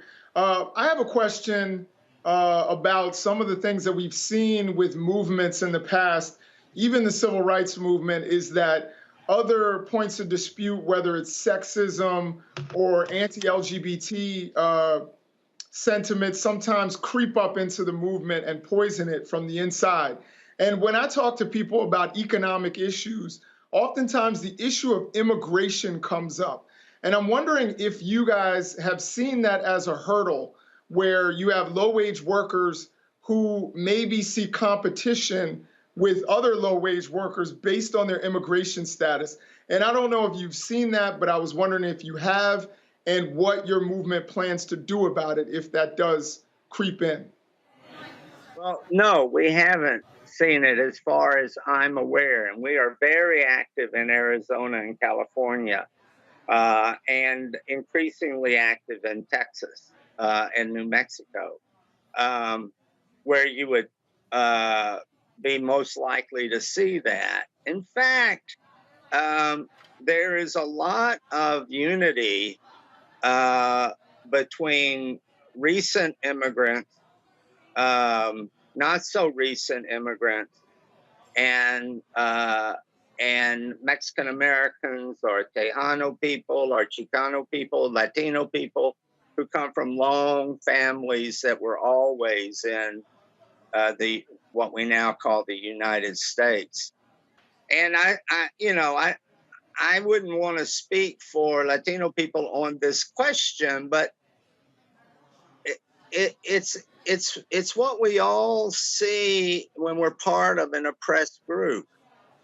If you're brown in some counties in Texas and Arizona, and it wasn't long ago that the sheriff of Maricopa County was proud of this, Joe Arpaio.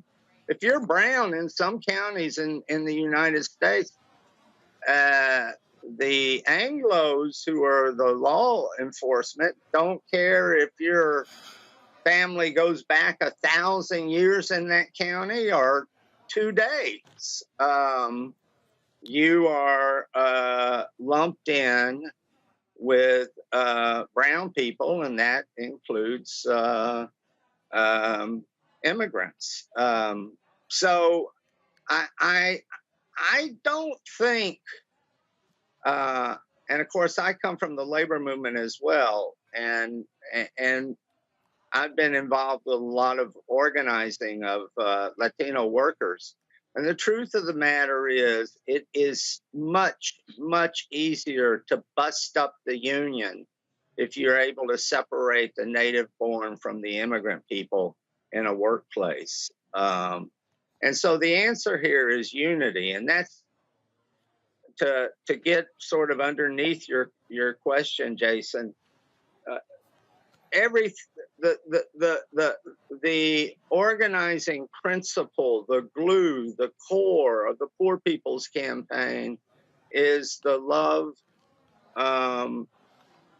that our holy scriptures talk about, the prophets of the Old Testament, and particularly Jesus of the New Testament. And that, if you're a red letter Christian, and you focus on what Jesus said, it's pretty easy to see that Jesus was about love for everyone. And that's the unifying principle. Sorry to go on. And I'm very grateful for this. Julian, your question. Stuart, first of all, thanks for being with us. I look forward to seeing you out on the streets on Saturday. Reverend Barber is my brother and my dear friend. You outlined a number of things at the beginning of when you started talking to Roland about the West Virginia crisis. You talked about water, heroin, a laundry list of things that were happening. But help me reconcile that with the low voter turnout in West Virginia. In 2018, only, I think 26% of people voted in the primary. This May, only 22%. Or maybe 23%. So it went down. So you have the mansions of the world extracting surplus value using predatory capitalism as their crutch.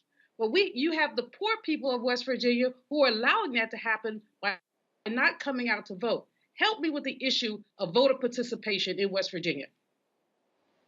Part of it is our fault. When I say our, I mean the Democratic Party's, state Democratic Party's fault.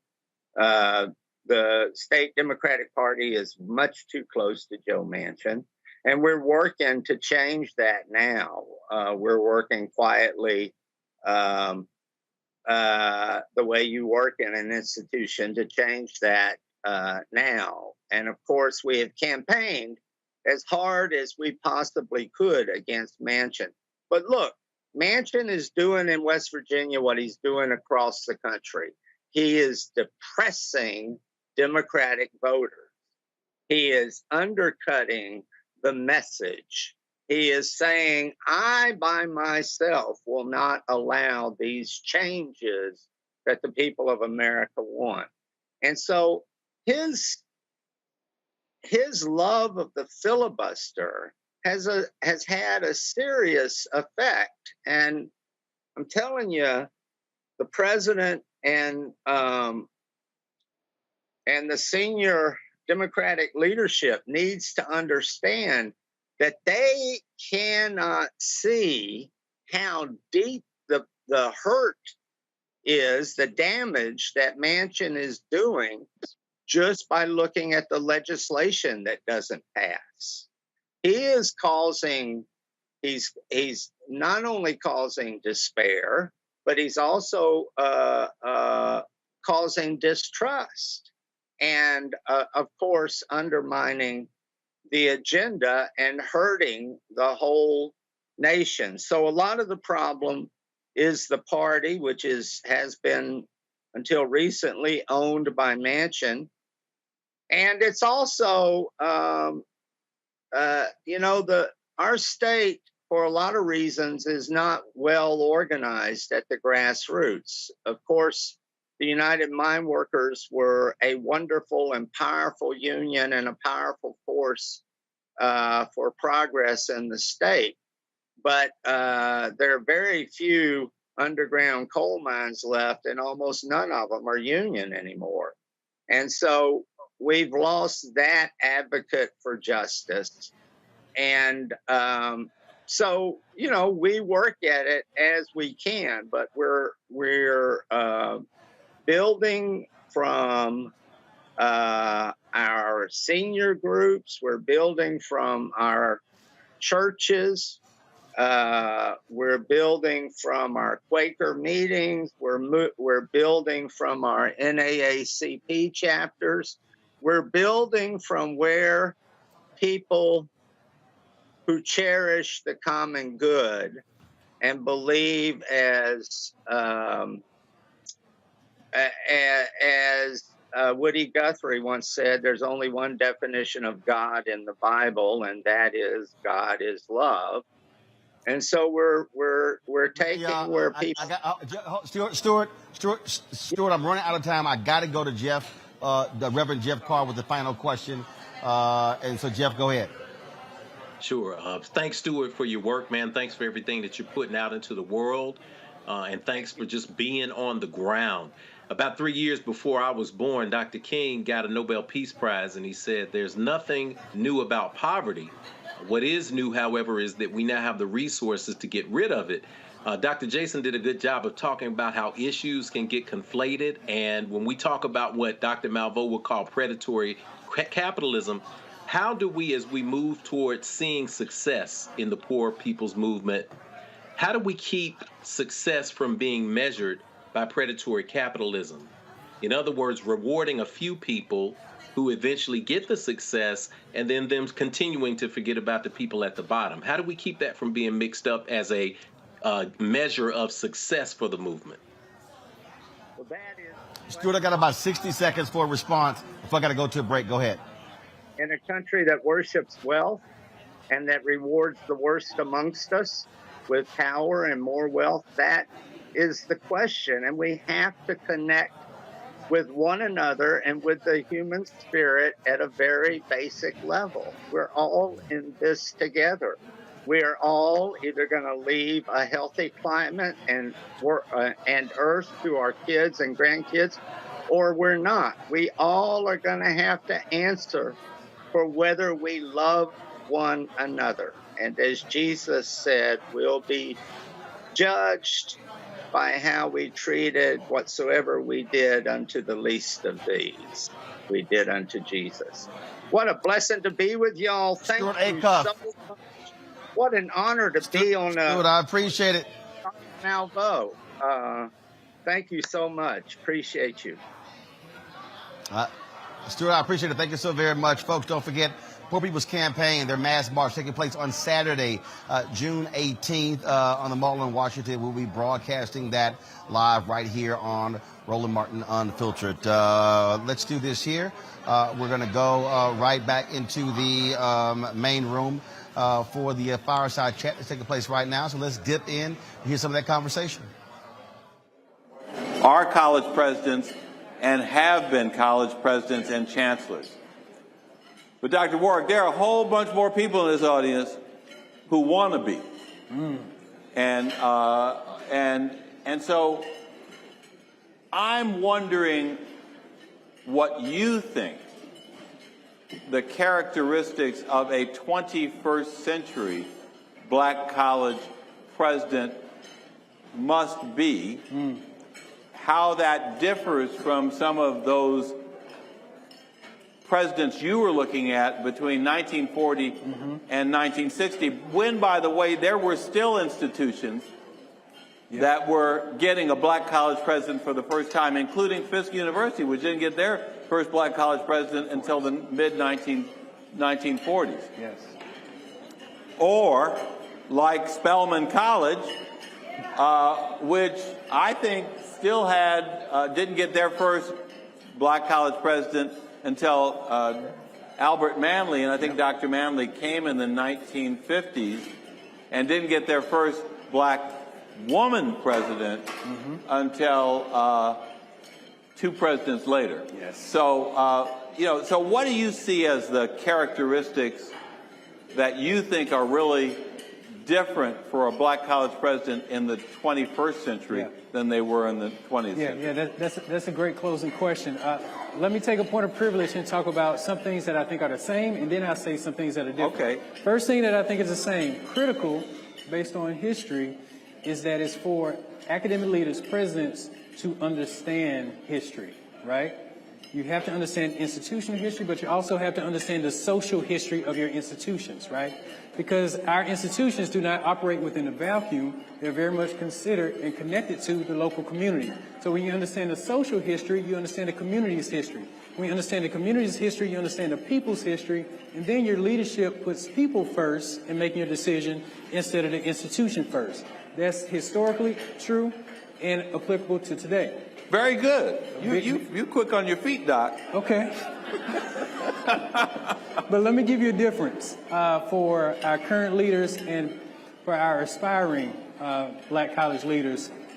And it certainly has to do with technology and how fast you have to respond to the issues today compared to in the 1950s and 1960s.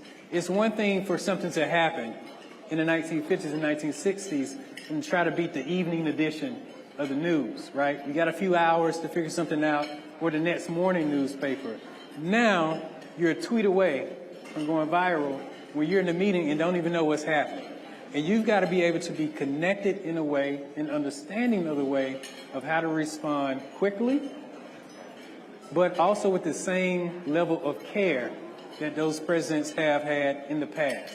And that's a big challenge. But if you're not thinking about how to be quick on your feet, right? How to have a meaningful response that really puts what it means to lead a black college forward, but how do you do that in every variety of way that may come up, especially based on technology today?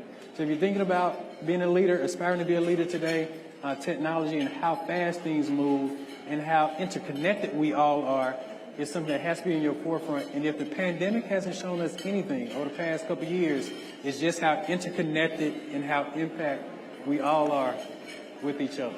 Well, that's a great answer. And what, as you were giving those answers and immersing your response in the actual history of black college presidents and the way they've had to address the issues of their time, I have come to the conclusion that one of the elements that we're missing as we do our onboarding of new presidents, How about sushi? I just had sushi for lunch yesterday. How about tacos? Automatic emergency braking, one of 6 advanced safety features standard on every 2022 Chevy Equinox. Find new technology. Find new roads. Chevrolet. On A Next A Balanced Life with Dr. Jackie, we're talking all things mental health and how helping others can help you. We all have moments where we have struggles, and on this week's show, our guests demonstrate how helping others can also help you. Why you should never stop giving and serving others on A Next A Balanced Life here on Black Star Network. Hey, I'm Arnez J. Black TV does matter, dang it. Hey, what's up, y'all? It's your boy, Jacob Lattimore, and you're now watching Roland Martin right now. Stay woke.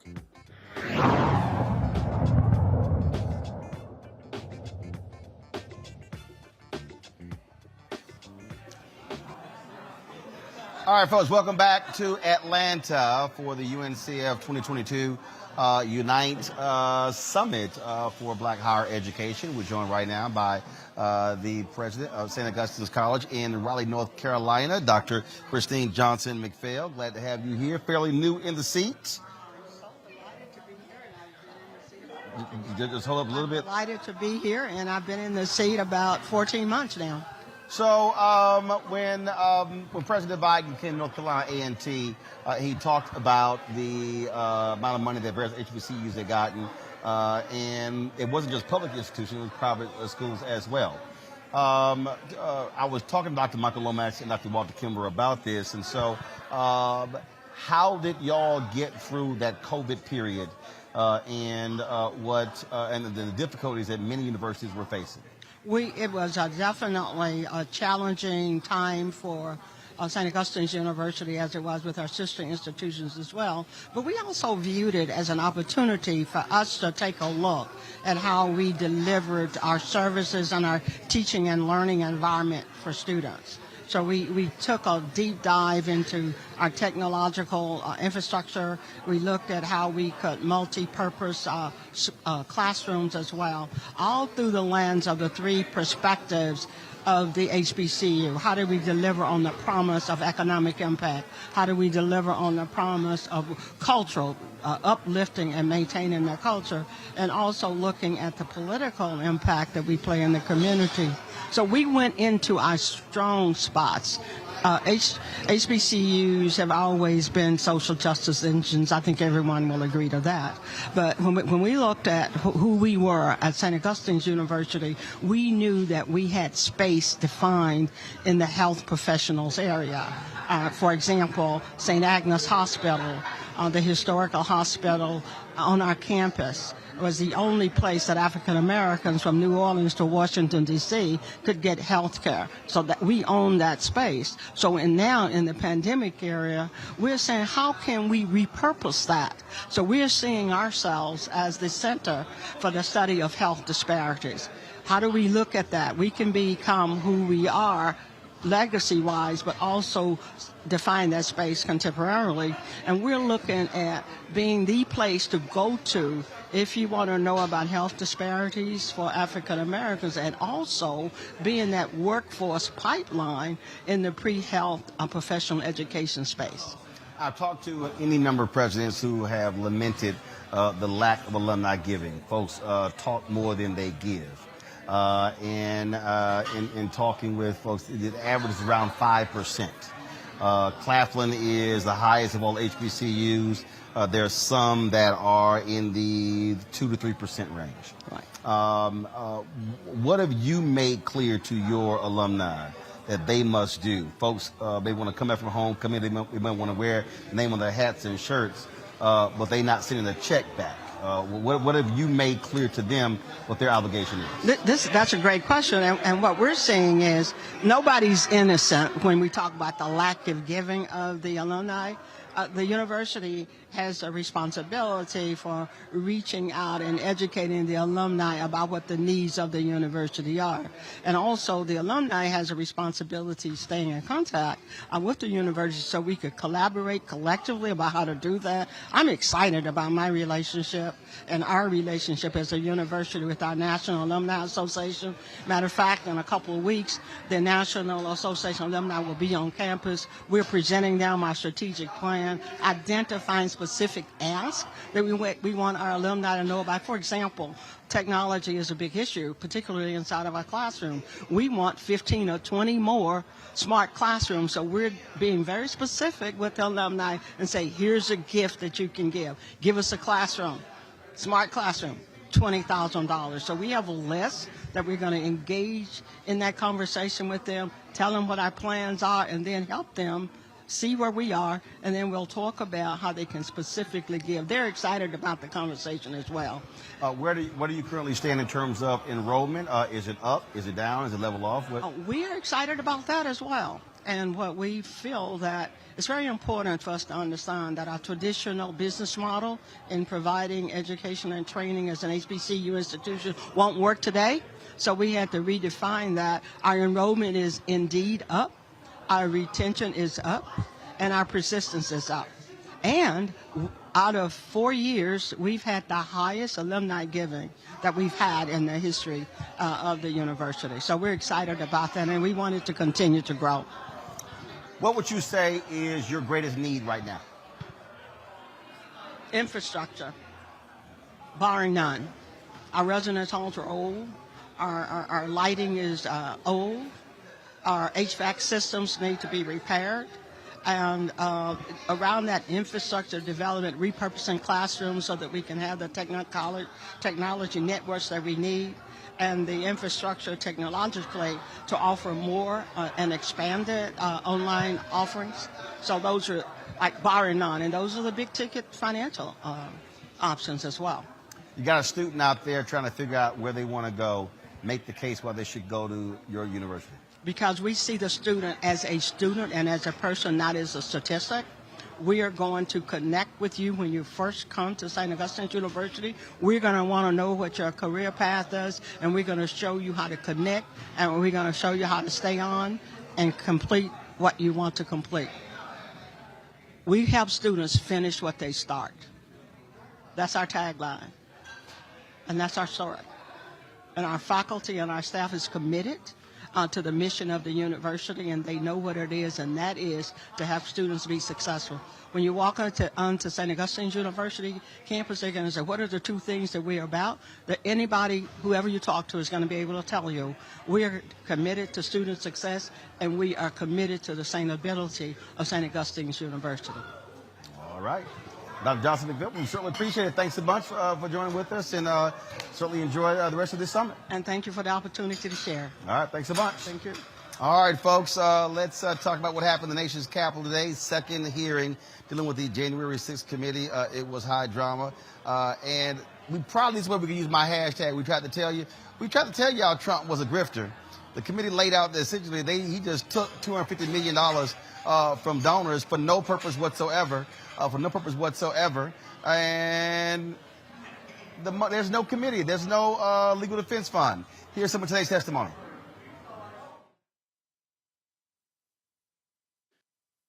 My colleagues and I don't want to spend time talking about ourselves during these hearings, but as someone who's run for office a few times, I can tell you at the end of a campaign, it all comes down to the numbers. The numbers tell you the winner and the loser. For the most part, the numbers don't lie. But if something doesn't add up with the numbers, you go to court to get resolution. And that's the end of the line. We accept those results. That's what it means to respect the rule of law. That's what it means to seek elective office in our democracy. Because those numbers aren't just numbers, they're votes. They're your votes. They are the will and the voice of the people. And the very least we should expect from any person seeking a position of public trust is the acceptance of the will of the people, win or lose. Donald Trump didn't. He didn't have the numbers. He went to court. He still didn't have the numbers. He lost. But he betrayed the trust of the American people. He ignored the will of the voters. He lied to his supporters and the country.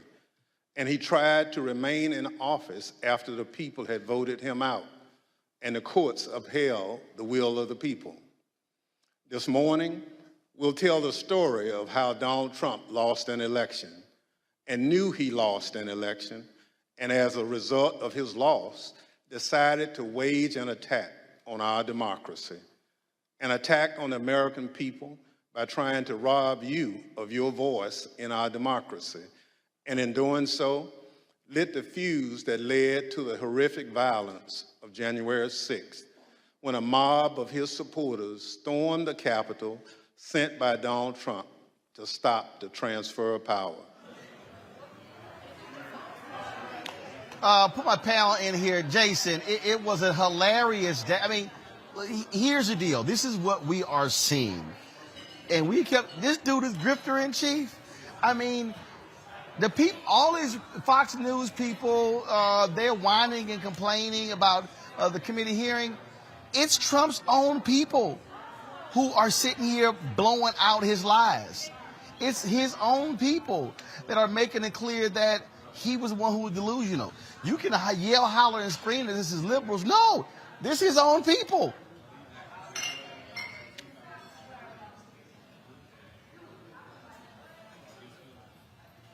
Jason, you're on mute. Jason, you're on mute. Jason, you're on mute.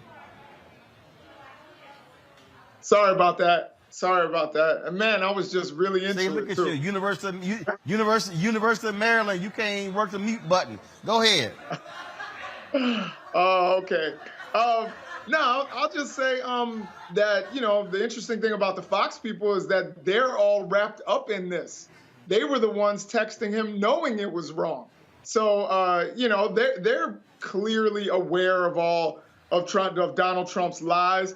And, you know, when you look at all of the things that have come out, Bill Barr basically saying, of course, we all know he said that it was all BS, but Bill Barr also throwing water on Dinesh D'Souza's film, you know, the 2000 Mules, which, by the way, I also threw water on when I interviewed him on my podcast, showed him, and even my conservative counterpart was like, this doesn't add up. So, I mean, it was comical. And it's kind of sad that some of these people, and I've looked on Twitter, it seems like they are silent about the fact that he took that $250 million, said he was going to pay for legal expenses, and just used Rudy Giuliani, and, you know, and there was basically pocketed the money. I mean, there's no accounting for that money. And you would think that people would be livid about that. But we'll see how things shake out and how people actually respond to it, you know, knowing that their money, they're in a time where they're complaining about inflation. They're complaining that they can't actually fill up their gas tanks. We all are. But yet they gave their hard-earned dollars to Donald Trump, and he pocketed it, a guy who's worth billions. So I'm wondering how those people in West Virginia will be able to deal with that, with knowing that. Those people in Alabama who don't have a lot of money or working on fixed income but believe in Donald Trump's lies, number one, knowing that it's a lie, and number two, knowing that he took their money. The billionaire Manhattan socialite took the working class guy in Alabama and in Mississippi, took their money and basically grifted them. We'll see how they react to this. Look, Jeff, I said point blank, if you were dumb enough to send any money to Donald Trump, you deserve to get ripped off. If you were that stupid to send that fool any money for a legal defense team for no reason whatsoever, okay, he lost the election. And these idiots are running around saying, oh, the Dominion machines lie. I mean, we had lie after lie after lie. And the thing that got me the most, his own people were afraid to tell him, like, well, no, sir, I just disagree. Nobody had the sense to say, Trump, shut the hell up. You sound like a damn fool. You lost. Well, you know, he got rid of the people who were trying to tell him that it was idiotic. Bill Barr testified to that. Bill Barr's testimony was so full of expletives that they just had a continual bleep button because he told him that this was not going to work. But as Dr. Jason said, he started turning to people like Rudy Giuliani. As far as the people who supported Trump in this grifter scheme, I think about the song from DJ. You know, it's hard out here for a pimp when he's trying to get this money for his rent. And these people out here are buying it hook, line, and sinker. I talk about it all the time. There's a difference between fact and belief. Once you convince somebody to be a believer, they no longer care about the facts. It harkens back to what Dr. Kimbrough was saying, brother Dr. Kimbrough. He was saying that he's got numbers in front of him, and you're trying to tell people about what BCUs are dealing with, and they're still saying, no, I don't believe that. And listen to the language, I don't believe it. Trump was able to convince people that somehow he was robbed of an election. These people still believe it, even to this day, because they are true believers. Everybody else is a non-believer. They got $250 million that they put into his account. He's not going to have to account for it to the people who believe in him and believe in the nonsense. And he's just sitting back saying, Ariza, should I save her? And all the people who follow him are screaming with their dollars, throwing at him, I want to be saved. So when you get people who will give their money behind belief in this way, it's hard to feel sorry for them in the end, because everybody with common sense and facts has been saying this all along. And now you got, and you have to deal with it. Matthew Morgan was a Donald Trump campaign lawyer, and even he said his ass lost. Watch this. Yep. Generally discussed on that topic was whether the fraud, maladministration, abuse, or irregularities, if aggregated and read most favorably to the campaign, would that be outcome determinative? And I think everyone's assessment in the room, at least amongst the staff, Mark Short, myself, and Greg Jacob, was that it was not sufficient to be outcome determinative. Julian, they were dealing with a childish idiot who could not accept the fact that he took a big-ass L. There you go. You know, this has been fascinating. I almost didn't get out of my house this morning trying to watch this and make my lift and do all that because it was fascinating. The fascinating thing about it, let's call one name, Rudy Giuliani. When the guy said, the dude was clearly inebriated, talking stuff, let's just say we won. Let's just say we won. So you got a drunk fool and a quasi-sober fool. So you had a conference of fools, essentially, with all the other people saying, excuse me, but you lost. Excuse me, but you lost. But he didn't want to hear it. But the bigger thing is we look at the people who gave him money, $250 million. $250 million. And this is a wealth transfer from the poor to the wealthy. But I'm not sure how wealthy Donald Trump is, because I think he needed that $250 million. I mean, when we have yet to have the full accounting of what he's worth, what he lost, what he stole, but just the whole fascinating layer of this. I commend Liz Cheney. I have new respect for her, and Benny Thompson, who's been doing a really great job. But the most important thing here is that there's some Americans who are fools. So Rudy and the Orange Orangutan had their little fools conference. There were enough people with $250 million to want to join the Council of Fools to say, we're going to support this man who has never supported us. I mean, it sort of echoes the question that I raised with our previous guest, with the brother for West Virginia. How do you vote against your own self-interest? Donald Trump puts himself out there as a man of the people. What people? The fact is that you poor white people, he's not going to have his grandchildren playing with your children. He's not going to have you at Mar-a-Lago. He looks down on you. He has commodified you, and he has taken whatever he can from you. And you continue to support him, continue to vote for him. I'm not sure that these people minds are being changed as watching this stuff on television. I think that many of them have their minds made up. They believe that he's okay. And the word that we haven't mentioned in this conversation, Ron, what we must is race and whiteness. What he has done is he has become basically the standard bearer of white, I don't want to call it supremacy anymore. Somebody pulled my coat the other day and said, stop saying white supremacy, they're not supreme. But white idiocy to think you're supreme. But he's the white man, and because he's the white man, you see all kinds of insanity, like someone who voted against Juneteenth because they said having Juneteenth was like having critical race theory. I mean, give me a break. But this is the ideology that has been promoted by the Orange Orangutan. But Jason, Jeff, and Julian, and this will be the final round of questions here. The thing that as I'm watching this, and I get it how they are structuring this. It's now coming across if it's a second impeachment, and I get how they are methodically laying this out, but I still believe that one of the biggest mistakes is making January 6th all about Donald Trump and not the fact that you have an entire party, you have more than 150 House members. You've got U.S. Senate members who went along with this, who were very much involved, and those folks are still in power.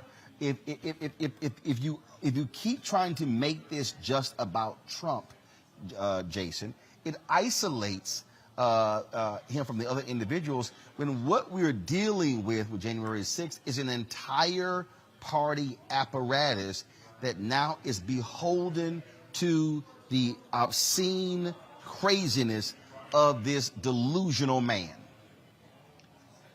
I couldn't agree more. And, I think Trumpism in some ways is outgrowing Trump.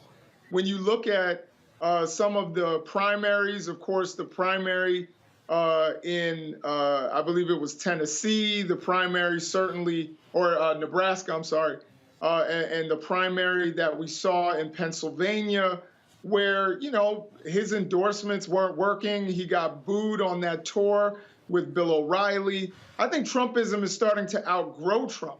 And I think though, that this committee is building up to this. They're going to talk about the 10 or so GOP House members, and I think even maybe Senate members who were looking for preemptive pardons from the president, from the former president. So I think they're going to build up to make this bigger than just Donald Trump, but also to show that he is the orchestrator. And I think that they also recognize that he is eyeing 2024. So I think you have to take him down to a certain degree and show the threat that he is to democracy. And, you know, that's necessary because I think for his ego, he really wants to be president. And he will come back in 2024. And if you don't take him down, I think he's got a chance. So I think that they see it as a patriotic duty. Go ahead. Sorry. But I think here, Jeff, is that, look, they are running people for secretaries of state, election supervisors. They are trying to put in the infrastructure to control electoral outcomes. This thing is not Donald Trump. Yes, Trump was the ringleader, the circus master behind all of this, the one who was sitting here doing all the crazy things. But the reality is this thing has infected, it has affected, and it's going to have an effect on the 2022 midterms and 2024. And so that's why it solely cannot just be about him.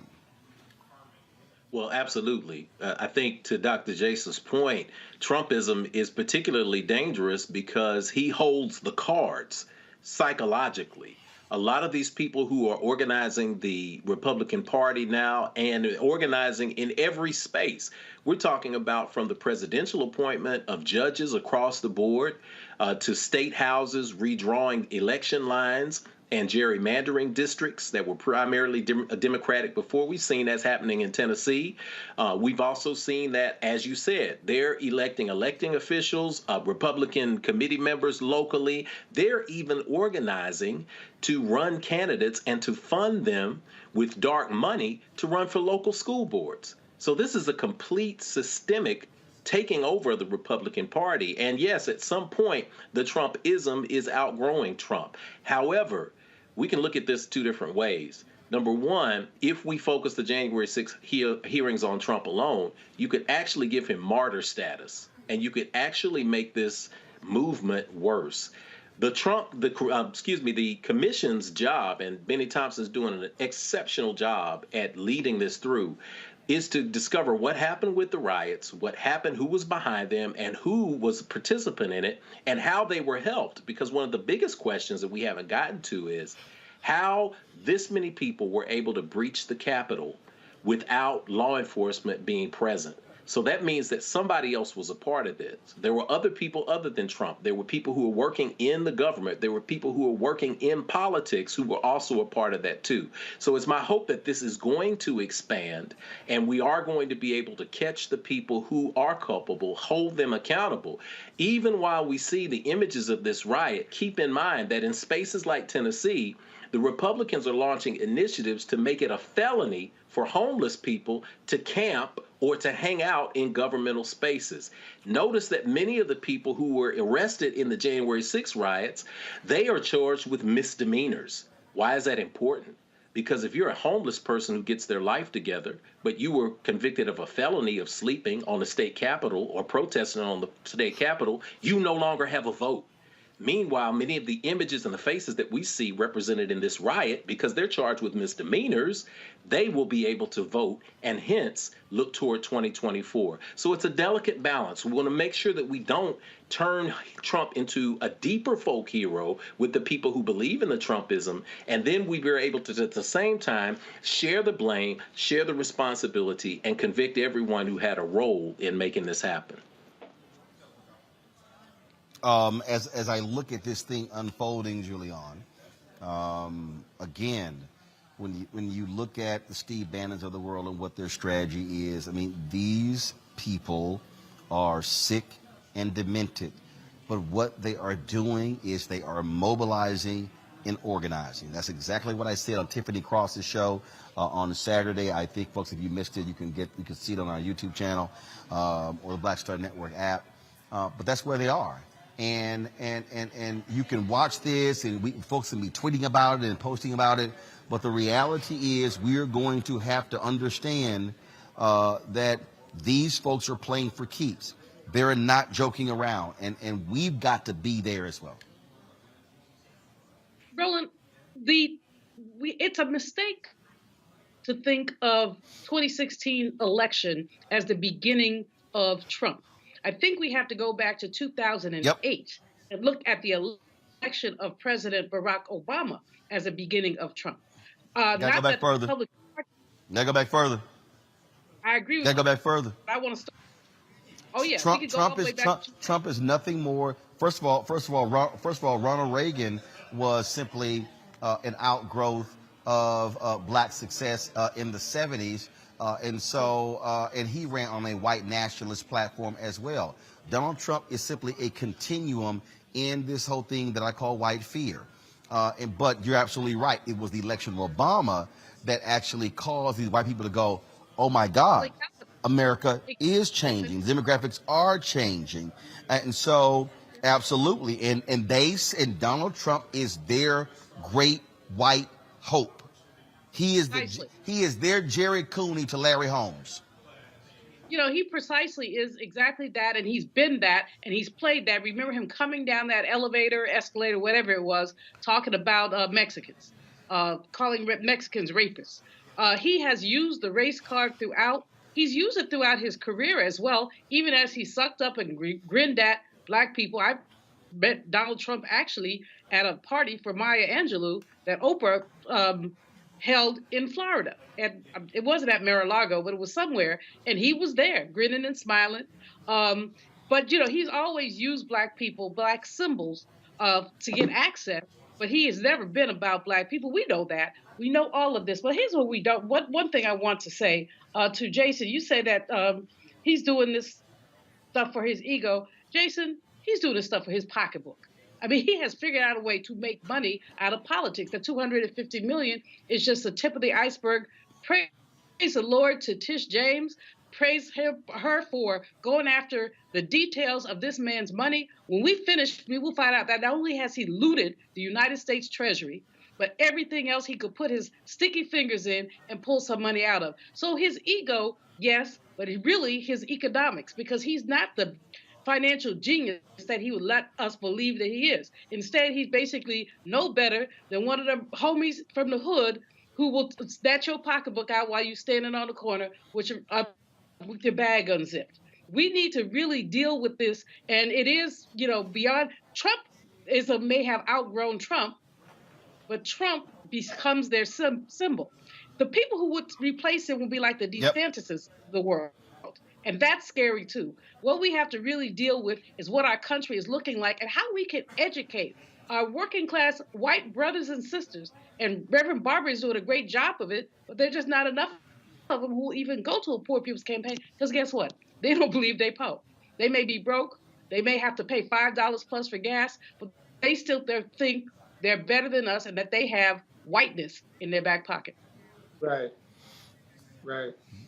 All right, Jason, Jeff, and Julian, we certainly appreciate y'all being with us on today's panel. Thank you so very much. Going to go to a quick break. I'm going to come back with some sad news from one of the people in our Blacking Missing segment. We'll be right back, live from Atlanta at the UNCF 2022 Unite 2022 Summit for Black Higher Education. We'll be back in a moment. On the next A Balanced Life with Dr. Jackie, we're talking all things mental health and how helping others can help you. We all have moments where we have struggles, and on this week's show, our guests demonstrate how helping others can also help you. Why you should never stop giving and serving others on the next A Balanced Life here on Black Star Network. On the next Get Wealthy with me, Deborah Owens, America's Wealth Coach, you'll hear from Elizabeth Davis. She left a flourishing career in the construction industry to build her own business using her same skill sets. And oh, by the way, now a multi-million-dollar business. Every day I was looking at my numbers rather than looking at them weekly or monthly. When you're first starting your business, my recommendation is look at your numbers every day, because are they balancing out each day? If they're not balancing out for 3 days in a row, that means your week is going to be off. That's right here on Get Wealthy, only on Black Star Network. Hey, what's up, everybody? It's Godfrey, the funniest dude on the planet. Hi, I'm Israel Houghton. Apparently, the other message I did was not fun enough. So this is fun. You are watching Roland Martin, my man, Unfiltered.